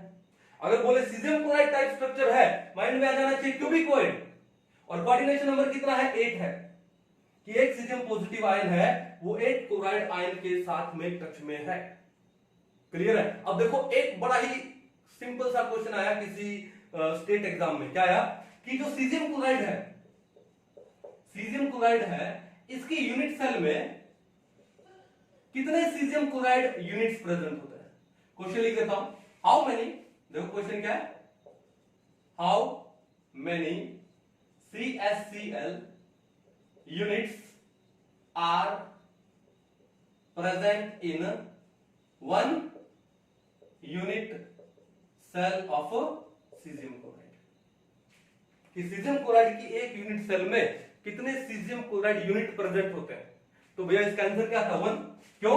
ये सीजियम क्लोराइड की यूनिट सेल, इसमें CS पॉजिटिव आयन कितना है 1 है, ठीक है, क्योंकि बॉडी के सेंटर में, और Cl नेगेटिव आयन कितने हैं 8 है, और लेकिन वो कॉर्नर पे है, और एक कॉर्नर का क्लोराइड आयन इस यूनिट सेल को अपना कितना पार्ट देगा 1/8, तो 8 × 1/8 कितना हुआ 1 हुआ, यानी एक CS पॉजिटिव आयन एक Cl नेगेटिव आयन, तो दोनों मिलकर क्या बनाएंगे CaCl, कितना यूनिट हो गया 1 यूनिट हो गया, ठीक है। तो सीजियम क्लोराइड की एक यूनिट सेल में कितने सीजियम क्लोराइड यूनिट्स होते हैं 1 होता है। अगर यही क्वेश्चन आपके आ जाए कि सोडियम क्लोराइड की एक यूनिट सेल में, देखो दूसरा क्वेश्चन लिखो क्या है कि सोडियम क्लोराइड की एक यूनिट सेल में कितने सोडियम क्लोराइड यूनिट्स प्रेजेंट होते हैं, तो आप कैसे लिखोगे कि सोडियम क्लोराइड में पहले देखो कोऑर्डिनेशन नंबर कितना होता है 6 होता है, कितना होता है 6 होता है। तो सोडियम क्लोराइड में जो Cl नेगेटिव आयंस होते हैं वो कहां पे होते हैं, वो कॉर्नर पे होते हैं, प्लस में कहां पे होते हैं फेस सेंटर्स पे होते हैं, कॉर्नर पे प्लस में फेस सेंटर पे, और जो Na पॉजिटिव आयंस होते हैं वो कहां पर होते हैं ऑक्टाहेड्रल वॉइड में, कहां पर बॉडी सेंटर प्लस में एज सेंटर्स, ऑक्टाहेड्रल वॉइड कहां होती है बॉडी सेंटर पे और एज सेंटर्स पे होती है। अब बॉडी सेंटर पे एक है पूरी की पूरी, यानी पूरा का पूरा Na पॉजिटिव एक आयन बॉडी सेंटर में है, प्लस में एज सेंटर कितने होते हैं 12, और एक एज सेंटर पे जो Na पॉजिटिव आयन है वो एक यूनिट सेल को अपना कितना पार्ट देगा 1/4, तो 12 × 1/4 कितना हो गया 3, तो 12 × 1/4 कितना हो गया 3, चलो तो लिख दिया मैंने 3, तो 1 + 3 कितना हो गया 4। उसके बाद क्लोराइड आयन आ जाओ, कॉर्नर पे है, कॉर्नर पे कितना होगा 8 × 1/8 ये हो जाएगा 1, और फेस सेंटर पे कितना होगा 6 × 1/2 यानी 3, और 1 + 3 कितना हो गया 4। तो सोडियम क्लोराइड की एक यूनिट सेल में 4 तो Na पॉजिटिव आयन होंगे और 4 Cl नेगेटिव आयन होंगे, तो दोनों यानी you will have 4 units of NaCl in 1 unit cell of sodium chloride. Sodium chloride की एक यूनिट सेल में कितने सोडियम क्लोराइड यूनिट्स होते हैं 4 होते हैं। रॉक सॉल्ट स्ट्रक्चर बोलते हैं इसको हम लोग, क्या बोलते हैं इसे रॉक सॉल्ट स्ट्रक्चर। क्लियर है? तो इस टाइप के बेसिक से क्वेश्चन भी आ जाते हैं मेडिकल में कई बार। तो हमने पढ़ा रेडियस रेशियो, अच्छे से पढ़ा, ठीक है, और मैंने बड़ा डिटेल में बताया कि भैया कैसे वो वैल्यू आती है। आई होप आपको अच्छे से समझ आया होगा। एक काम करते हैं 2-4 क्वेश्चन सोल्व करके देखते हैं कि एग्जाम में किस टाइप के क्वेश्चन आते हैं, ठीक है, उससे हमारा ये रेडियस रेशियो पढ़ा हुआ क्या हो जाएगा, बिल्कुल जस्टिफाई हो जाएगा अच्छे से, ठीक है। तो एक बार इसको पॉज करके नोट डाउन कर लीजिए, फिर हम लोग उसके बाद कुछ एक न्यूमेरिकल्स करते हैं। चले तो कुछ एक न्यूमेरिकल्स करते हैं हम इसके रेडियस रेशियो के ऊपर। तो सबसे सिंपल न्यूमेरिकल से लेके चलते हैं। पहला न्यूमेरिकल देखो, मेरे साथ आप भी लिखो, पॉज कर लेना वीडियो को, और उसके बाद पहले सोल्व करना और फिर चेक करना कि आपका करेक्ट है या इनकरेक्ट है। तो मेरे पास पहला न्यूमेरिकल देखो क्या है, the radius of Na positive, the radius of Na positive is, आप खुद बताओ कितना होता है Na पॉजिटिव का रेडियस, बोलो, अभी बताया था आपको कितना होता है 95 picometre, and that of Cl negative is, बताओ क्लोराइड आयन का रेडियस कितना होता है 181 पिकोमीटर, 181 पिकोमीटर। फिर क्या बोलता है, hence the coordination number of Na positive will be, बताओ फटाफट, Na पॉजिटिव का कोऑर्डिनेशन नंबर, कैटायन का कोऑर्डिनेशन नंबर कितना होगा, 6 होगा। सोल्व करने की जरूरत ही नहीं, ठीक है, समझ जाओगे। चलो, लेकिन क्या है, अब आप तो समझ गए कैसे है, क्योंकि हमने पढ़ा ही ऐसा। अदरवाइज इस क्वेश्चन को कैसे करवाते हैं, देखो ध्यान से। सबसे पहले रेडियस रेशियो निकाली जाती है, ठीक है, तो क्या लिखोगे, R of Na positive upon R of Cl negative, कितना आ रहा है 95 अपॉन 181, ये आएगा 0.525 आएगा। और ये 0.525 किस रेंज में आ रहा है? 0.414 से 0.732 की रेंज में आ रहा है। अगर इस रेंज में ही आया है तो इसका मतलब है कि किसमें आया, ये ऑक्टाहेड्रल वॉइड में आया। Na पॉजिटिव है, वो किसमें आएगा? ऑक्टाहेड्रल वॉइड में आएगा। तो वहां पे कोऑर्डिनेशन नंबर ऑफ कैटायन यानी Na पॉजिटिव कितना हो जाता है? 6 हो जाता है। अब बताओ इतना सोल्व करने की जरूरत है?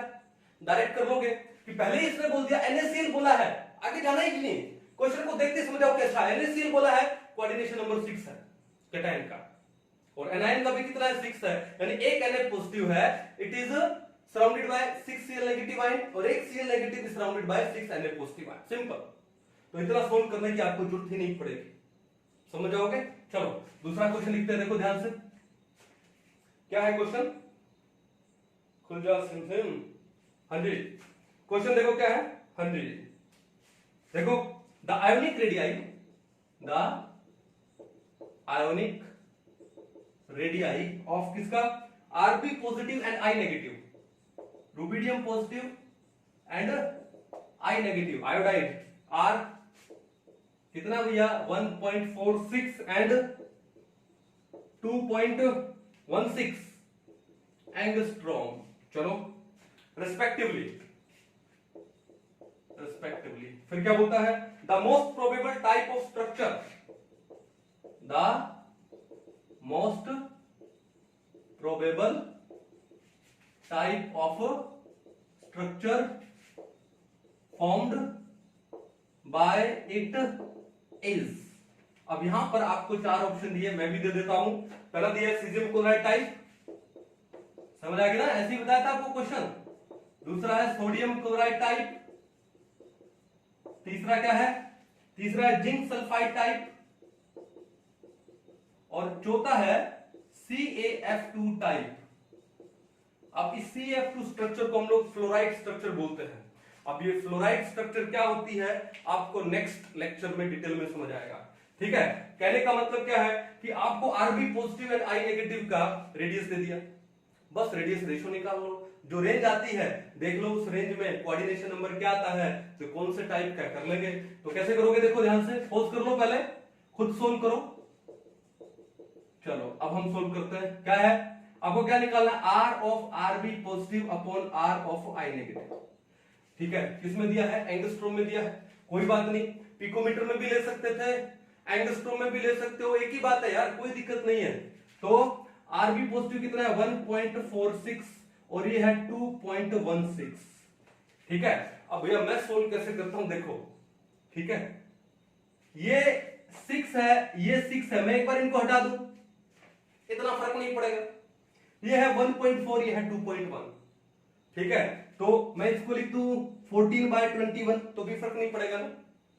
अब ये हो गया 14/21, किस पे जाएगा? 7 पे, तो 7 2 जा एंड 7 3 जा, तो 2/3 का मतलब कितना हो गया? 0.66। अब 0.66 कौन सी रेंज में आ रहा है? ये रेंज में आ रहा है क्या? 0.414 से 0.732 की रेंज में आ रहा है। आ रहा है कि नहीं आ रहा है ना, इसी के बीच में आ रहा है ना। और ये रेंज किसकी होती है बताओ?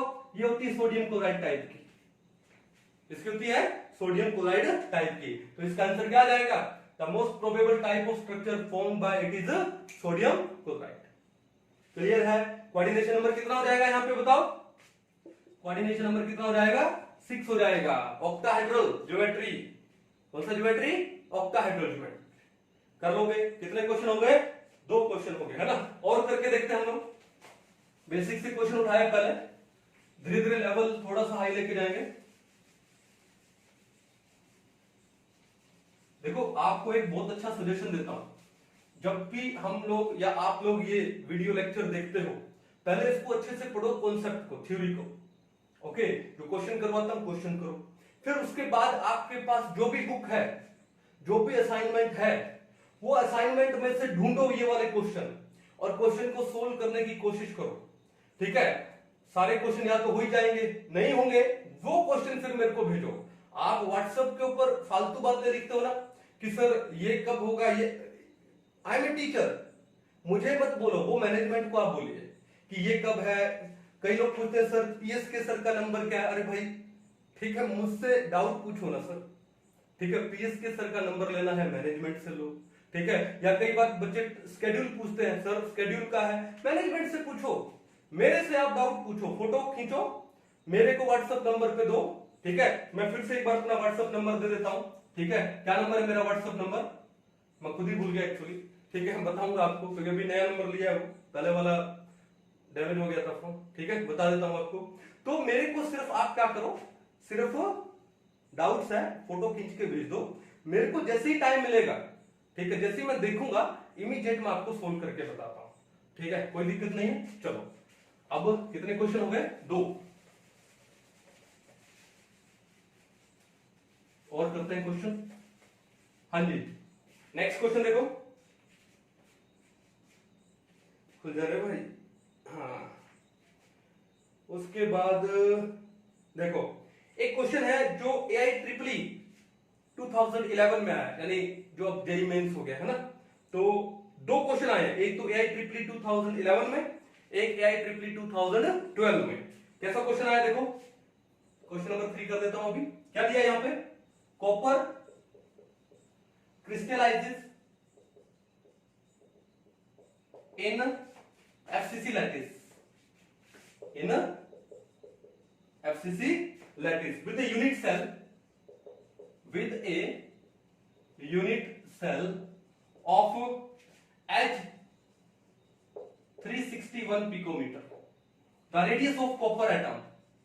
अब यार ये तो क्वेश्चन थोड़ा डिफरेंट हो गया है ना, the radius of copper atom. अब ये तो आयन तो आया नहीं यहां पर क्योंकि सिर्फ कॉपर का ही है, इज, ठीक है। ये AIEEE 2000 किसमें आया, 11 में आया। अब ये रेडियस रेशियो का नहीं है, मुझे लगा रेडियस रेशियो का होगा, लेकिन फिर भी एक बार सोल्व करते हैं। कैसे करोगे ध्यान से, आपको इसने क्या बोल दिया, FCC बोल दिया, ओके। कॉपर दिया है, ओके, कॉपर एटम का है, मेटल की बात हो रही है तो मेटल है। तो अब रेडियस पूछा है कॉपर का, आपको H दे दिया, यानी आपको A कितना दिया है, 361 पिकोमीटर दे दिया है, और फिर आपसे रेडियस पूछा है R। अब बताओ FCC में R और A में रिलेशन बताया था ना, FCC में R और A में रिलेशन क्या होता है, R is equal to A by में 2√2। A कितना दिया आपको, 361 बाय में 2√2। अब इसको सोल्व कर लो, जो भी वैल्यू आएगी वो आपका आंसर है। तो एक्चुअली में ये क्वेश्चन रेडियस रेशियो का नहीं है, चलो लिख लिया, इसलिए हमने कर लिया, मिटा दो इसको। चलिए नेक्स्ट रेडियस रेशियो का क्वेश्चन लेते हैं। हाँ जी, तो एटॉमिक रेडियस ऑफ लिथियम, ये भी रेडियस रेशियो नहीं है, कहां आ गए हम लोग। हाँ जी, देखो ये राइट। अब देखो क्वेश्चन देखो ध्यान से, क्या है, नंबर 4 लेंगे। ए बाइनरी सॉलिड है, कौन सा, ए पॉजिटिव बी नेगेटिव। चलो, it has a rock salt structure, has a rock salt structure. तो भैया पहले तो माइंड पे फिट हो जाना चाहिए, रॉक सॉल्ट स्ट्रक्चर किसका होता है, सोडियम क्लोराइड का होता है। रॉक सॉल्ट स्ट्रक्चर का मतलब क्या है, sodium chloride type structure, NaCl type structure, fit कर लो माइंड में। रॉक सॉल्ट स्ट्रक्चर का मतलब सोडियम क्लोराइड टाइप स्ट्रक्चर, ठीक है। चलो, तो उसके बाद क्या बोलता है, इफ द क्या, एज लेंथ इज कितना है, 400 पिकोमीटर, 400 पिकोमीटर दे दिया, एंड रेडियस ऑफ कैटाइन,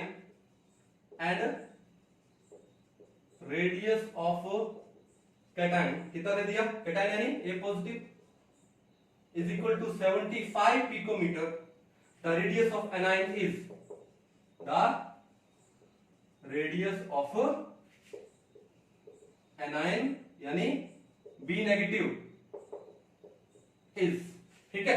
अब मैं आपको 4 ऑप्शन भी दे देता हूं एक बार, ताकि आपको आपका आंसर पता लग जाए।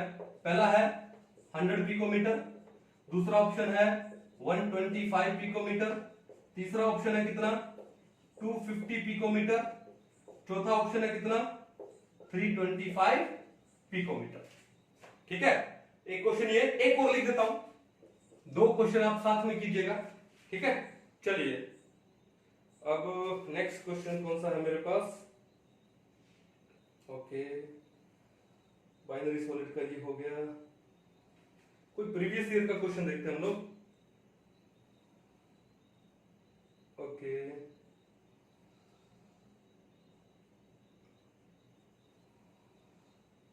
एटॉमिक रेडियस पूछा, नहीं ये नहीं होगा। कॉपर का भी नहीं है, एबी का भी नहीं है। ठीक है, रेडियस ऑफ एनायन पूछा, NaCl का है। AIPMT मेंस 2011 का एक क्वेश्चन है, सिंपल सा क्वेश्चन है, कर लेते हैं। किसका है? AIPMT मेंस 2011 का क्वेश्चन है। देखो ध्यान से क्या लिखा हुआ है। A solid compound, a solid compound XY has NaCl structure, has a NaCl structure. If the radius of cation, if the radius of cation, कितना भी radius of cation is 100 picometer, is a 100 picometer, then the radius of anion will be, then the radius of anion will be, ठीक है। और आपको मैं चार option भी दे देता हूं। पहला ऑप्शन दिया इन्होंने 165.7 पिकोमीटर, दूसरा है 275.1 पिकोमीटर, तीसरा है 322.5 पिकोमीटर और चौथा कौन सा है? 241.5 पिकोमीटर। ठीक है, अब ये दो क्वेश्चन आपके सामने हैं। वीडियो को एक बार पॉज कर लो और इन क्वेश्चन को पहले आप सोल्व करो, फिर हम लोग सोल्व करते हैं। कर लिए क्वेश्चन? चलो अभी हम लोग ट्राई करते हैं। तो सबसे पहले लेते हैं इस AIPMT मेंस 2011 वाले क्वेश्चन को। बड़ा ही सिंपल सा क्वेश्चन है भाई। क्वेश्चन क्या है? A solid compound XY has NaCl structure, ठीक है। If the radius of cation is this one, then the radius of anion will be. तो कैसे लिखोगे? NaCl के अंदर जो रेडियस रेशियो होता है R positive upon R negative, NaCl type structure में कितना होता है? 0.414 से 0.732। तो आप कितना लोगे? 0.414, बिगिनिंग वाला लोगे। ठीक है। अब देखो कई बच्चों के आपके माइंड में ये भी आएगा कि सर NaCl में तो अभी RNA positive upon RCl negative किया था, 0.525 किया था ना। अब बात ही है, लेकिन सर यहाँ पे आप 0.414 क्यों ले रहे हो सर? तो इन्होंने बोला है कि NaCl टाइप स्ट्रक्चर है। ये जो भी बोले, NaCl का तो नहीं है ना स्ट्रक्चर इसका। ये जो सॉलिड कंपाउंड XY है उसका स्ट्रक्चर एग्जैक्ट तो NaCl जितना नहीं है ना।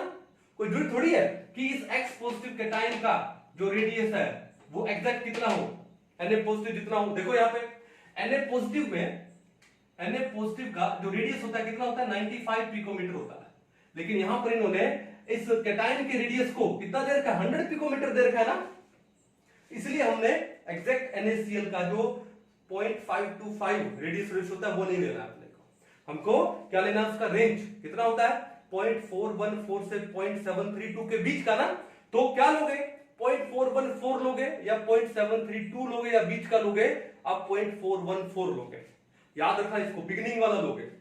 चलो अब देखो यहाँ पे जो कैटायन का रेडियस कितना दिया है? 100 दिया है। तो 100 R पॉजिटिव की जगह कितना लगा दो? 100 लगा दो। अपॉन में R negative is equal to कितना हो गया? 0.414। अब ये यहाँ पे डिवाइड में, ये यहाँ पर ऊपर चला जाएगा।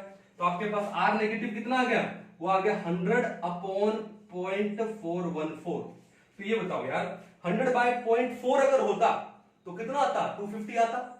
ठीक है, तो 250 के कुछ क्लोज आने वाला है। ठीक है, अब ये देखो 165 गलत है, 275 ज्यादा हो गया, 322 नो, 241.5 क्यों? 0.4 नहीं है, 0.414 है। तो 250 से थोड़ा सा कम आएगा और वो वैल्यू कितनी आ गई? 241.5 आ गई। 241.5 picometre. It is the answer. Simple सा क्वेश्चन था, कोई दिक्कत नहीं थी। अब चलते हैं यहाँ पे क्वेश्चन नंबर 4 पे। मजेदार क्वेश्चन है। एक ट्विस्ट ला दिया इन्होंने, एज लेंथ बोल दी बीच में। तो अब यहां पर आपको ये पता होना चाहिए कि जो सोडियम क्लोराइड है, सोडियम क्लोराइड स्ट्रक्चर वो क्या बनाता है? FCC बनाता है। क्या बनाता है? FCC। तो अब इसको सोल्व करने के लिए आपको रेडियस रेशियो की जरूरत नहीं है। आप क्या काम करो, एक फेस ले लो। क्या ले लो? फेस। अब फेस में जो क्लोराइड आयन है वो कहां पर होंगे, वो ऑक्यूपाई करेंगे क्या, कॉर्नर। तो ये मैंने क्लोराइड आयन बना दिया, क्लोराइड आयन। और ये जो एज का जो सेंटर है वो कौन ऑक्यूपाई करेगा, Na पॉजिटिव आयन।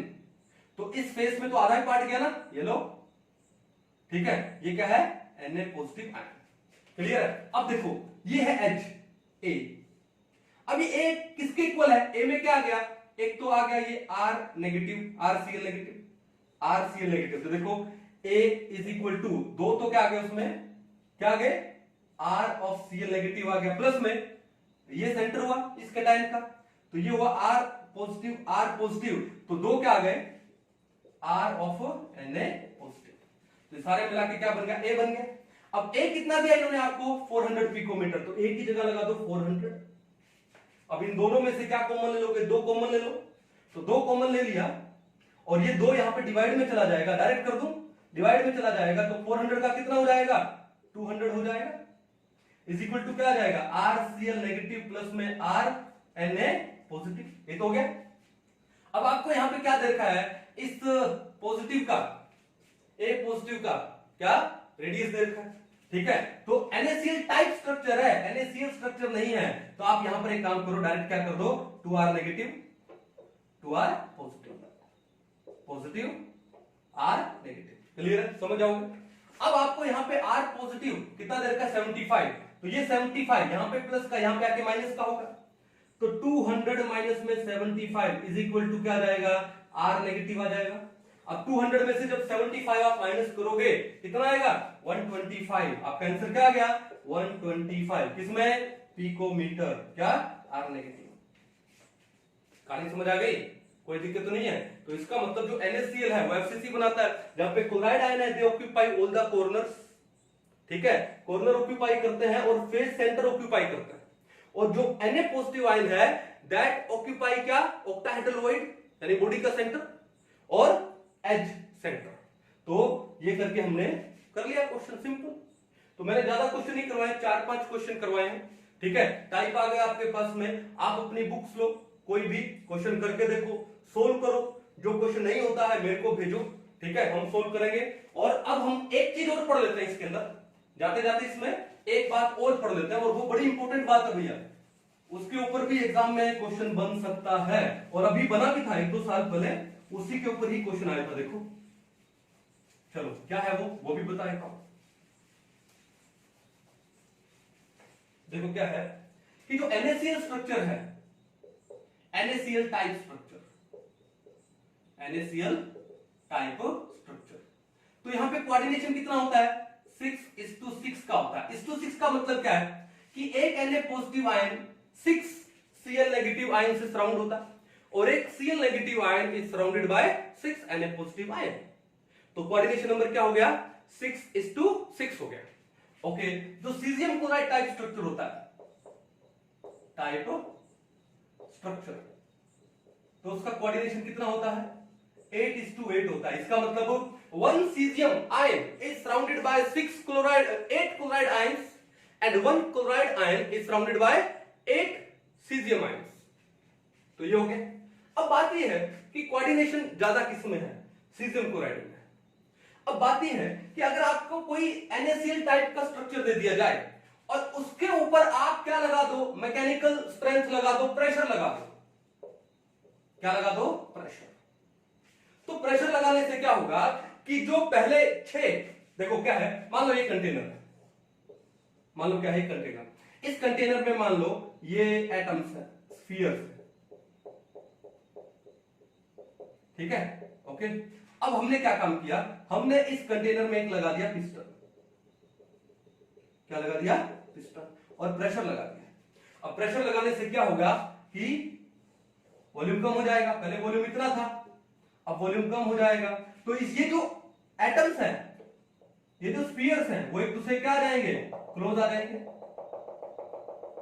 वो क्या आ गए, एक दूसरे के क्लोज आ गए। अब क्लोज आने से हुआ क्या कि पहले जैसे मान लो कि ये जो स्फीयर था, मान लो ये वाला, ये 1 2 3 4 5 6 के साथ सराउंडेड था। अब वही स्फीयर 1 2 3 4 5 6 7 8 यानी ज्यादा से सराउंड हो जाएगा, यानी जब हम लोग प्रेशर लगाते हैं तो कोऑर्डिनेशन नंबर बढ़ जाता है। मॉलिक्यूल्स हैं, जो एटम्स हैं, जो स्फीयर्स हैं, वो एक दूसरे के क्या आ जाते हैं, क्लोज आ जाते हैं, क्योंकि इनके बीच का जो वॉल्यूम है, वॉइड है, वो खत्म हो जाती है, कम हो जाती है। तो प्रेशर लगाने से एक NaCl टाइप स्ट्रक्चर को किस में कन्वर्ट कर सकते हो, सीजियम क्लोराइड टाइप स्ट्रक्चर में कन्वर्ट कर सकते हो। यानी कि प्रेशर लगाओगे तो कोऑर्डिनेशन नंबर इंक्रीज हो जाएगा। प्रेशर लगाने से कोऑर्डिनेशन नंबर क्या हो जाता है, इंक्रीज हो जाता है। फिर अगर मान लो मैं टेम्परेचर बढ़ा दूं, अगर मैं टेम्परेचर बढ़ा दूं, अब इसको गर्म कर दो, मान लो गर्म कर दोगे तो क्या होगा, मॉलिक्यूल्स का काइनेटिक या एटम्स का काइनेटिक एनर्जी बढ़ेगा। काइनेटिक एनर्जी बढ़ेगा तो क्या होगा, वो एक दूसरे से दूर जाएंगे, और दूर जाएंगे तो प्रेशर, ये दूर जाएंगे तो क्या होगा, प्रेशर कम हो जाएगा। प्रेशर कम हो जाएगा और ये जो मॉलिक्यूल्स थे ये भी क्या होगा, एक दूसरे से दूर चलेंगे, और दूर जाने का मतलब क्या हो गया, उनका कोऑर्डिनेशन नंबर घट गया, डिक्रीज हो गया। इसका मतलब कि सीजियम क्लोराइड टाइप स्ट्रक्चर को अगर आप सोडियम क्लोराइड टाइप स्ट्रक्चर में कन्वर्ट करना चाहते हो, यानी कोऑर्डिनेशन नंबर कम करना चाहते हो, तो आप क्या इंक्रीज कर दो, टेम्परेचर। ठीक है, तो क्वेश्चन यही आता है कि अगर आपको कोऑर्डिनेशन नंबर इंक्रीज करना है तो मैकेनिकल स्ट्रेंथ लगा दो, यानी प्रेशर लगा दो। प्रेशर लगाने से कोऑर्डिनेशन नंबर इंक्रीज हो जाता है, और प्रेशर और टेम्परेचर बढ़ाने से कोऑर्डिनेशन नंबर क्या हो जाता है, डिक्रीज हो जाता है। सोडियम क्लोराइड टाइप स्ट्रक्चर को सीजियम क्लोराइड टाइप स्ट्रक्चर में कन्वर्ट करना है तो प्रेशर इंक्रीज करना पड़ेगा, मैकेनिकल स्ट्रेंथ लगाना पड़ेगा। और अगर सीजियम क्लोराइड टाइप स्ट्रक्चर को सोडियम क्लोराइड टाइप स्ट्रक्चर में कन्वर्ट करना है तो टेम्परेचर इंक्रीज करना पड़ेगा। तो एक बेसिक सा कॉन्सेप्ट है। जैसे मान लो कि एक बेंच पे आप, जो एक बेंच है जिसका कैपेसिटी है जिसपे 3 बच्चे बैठ सकते हैं, ओके, तो उस बेंच पे क्या हुआ कि सर्दी का टाइम था तो उसमें 4 बच्चे बैठ गए, कोई दिक्कत नहीं है। लेकिन गर्मी का टाइम हो, अब गर्मी के टाइम में तो भैया आता है स्वेट, आप मेरे फेस पे देखते हो कई बार, ठीक है, तो स्वेट आता है। स्वेट आता है तो क्या है कि वहां पर उस टाइम उस एक बेंच पे 4 बच्चे नहीं बैठेंगे, टेम्परेचर इंक्रीज कर दिया ना। टेम्परेचर इंक्रीज करने से क्या होगा, उस एक बेंच पे जो पहले 3 बैठते थे अब 2 ही बैठेंगे, दूर दूर बैठेंगे, क्यों, गर्मी लगती है। ठीक है, तो मॉलिक्यूल्स एक दूसरे से दूर जाएंगे, बच्चे एक दूसरे से दूर जाएंगे, कोऑर्डिनेशन नंबर घटेगा, डिक्रीज होगा। तो टेम्परेचर इंक्रीज करने से कोऑर्डिनेशन नंबर डिक्रीज होता है, और प्रेशर इंक्रीज करने से कोऑर्डिनेशन नंबर इंक्रीज होता है। ठीक है, तो मैं लिखता हूं यहां पे, देखो, प्रेशर इंक्रीजेस तो कोऑर्डिनेशन नंबर इंक्रीजेस। दूसरा क्या है कि टेम्परेचर इंक्रीजेस तो कोऑर्डिनेशन नंबर डिक्रीजेस। सिंपल। तो इस टाइप के ऊपर भी अभी 1-2 साल पहले कुछ क्वेश्चन था, आई थिंक जेईई मेंस में था या नीट में था, आई डोंट नो एग्जैक्टली, आप देख के बताइएगा। तो आई होप आपको ये रेडियस रेशो वाला कॉन्सेप्ट बड़ा अच्छा लगा होगा, समझ में आया होगा। ठीक है, कोई रट्टा लगाने वाली बात ही नहीं थी, हमने डिटेल में डेरिवेशन किया, कुछ एक न्यूमेरिकल्स करके देखे एग्जाम में कैसे न्यूमेरिकल्स आते हैं। ठीक है, तो नेक्स्ट लेक्चर में हम लोग क्या पढ़ेंगे, नेक्स्ट लेक्चर में पढ़ेंगे टाइप ऑफ सॉलिड, जैसे AB टाइप, AB2 टाइप, और एक आपको मैंने बताया था ना फ्लोराइड स्ट्रक्चर, CF2 स्ट्रक्चर, वो पढ़ेंगे। एंटी फ्लोराइड स्ट्रक्चर पढ़ेंगे, फिर एक आता है स्पाइनल स्ट्रक्चर, वो भी पढ़ने वाले हैं। तो नेक्स्ट लेक्चर में टाइप ऑफ सॉलिड पढ़ेंगे। तो आज के लिए इतना ही, मिलते हैं नेक्स्ट लेक्चर में, तब तक के लिए थैंक यू।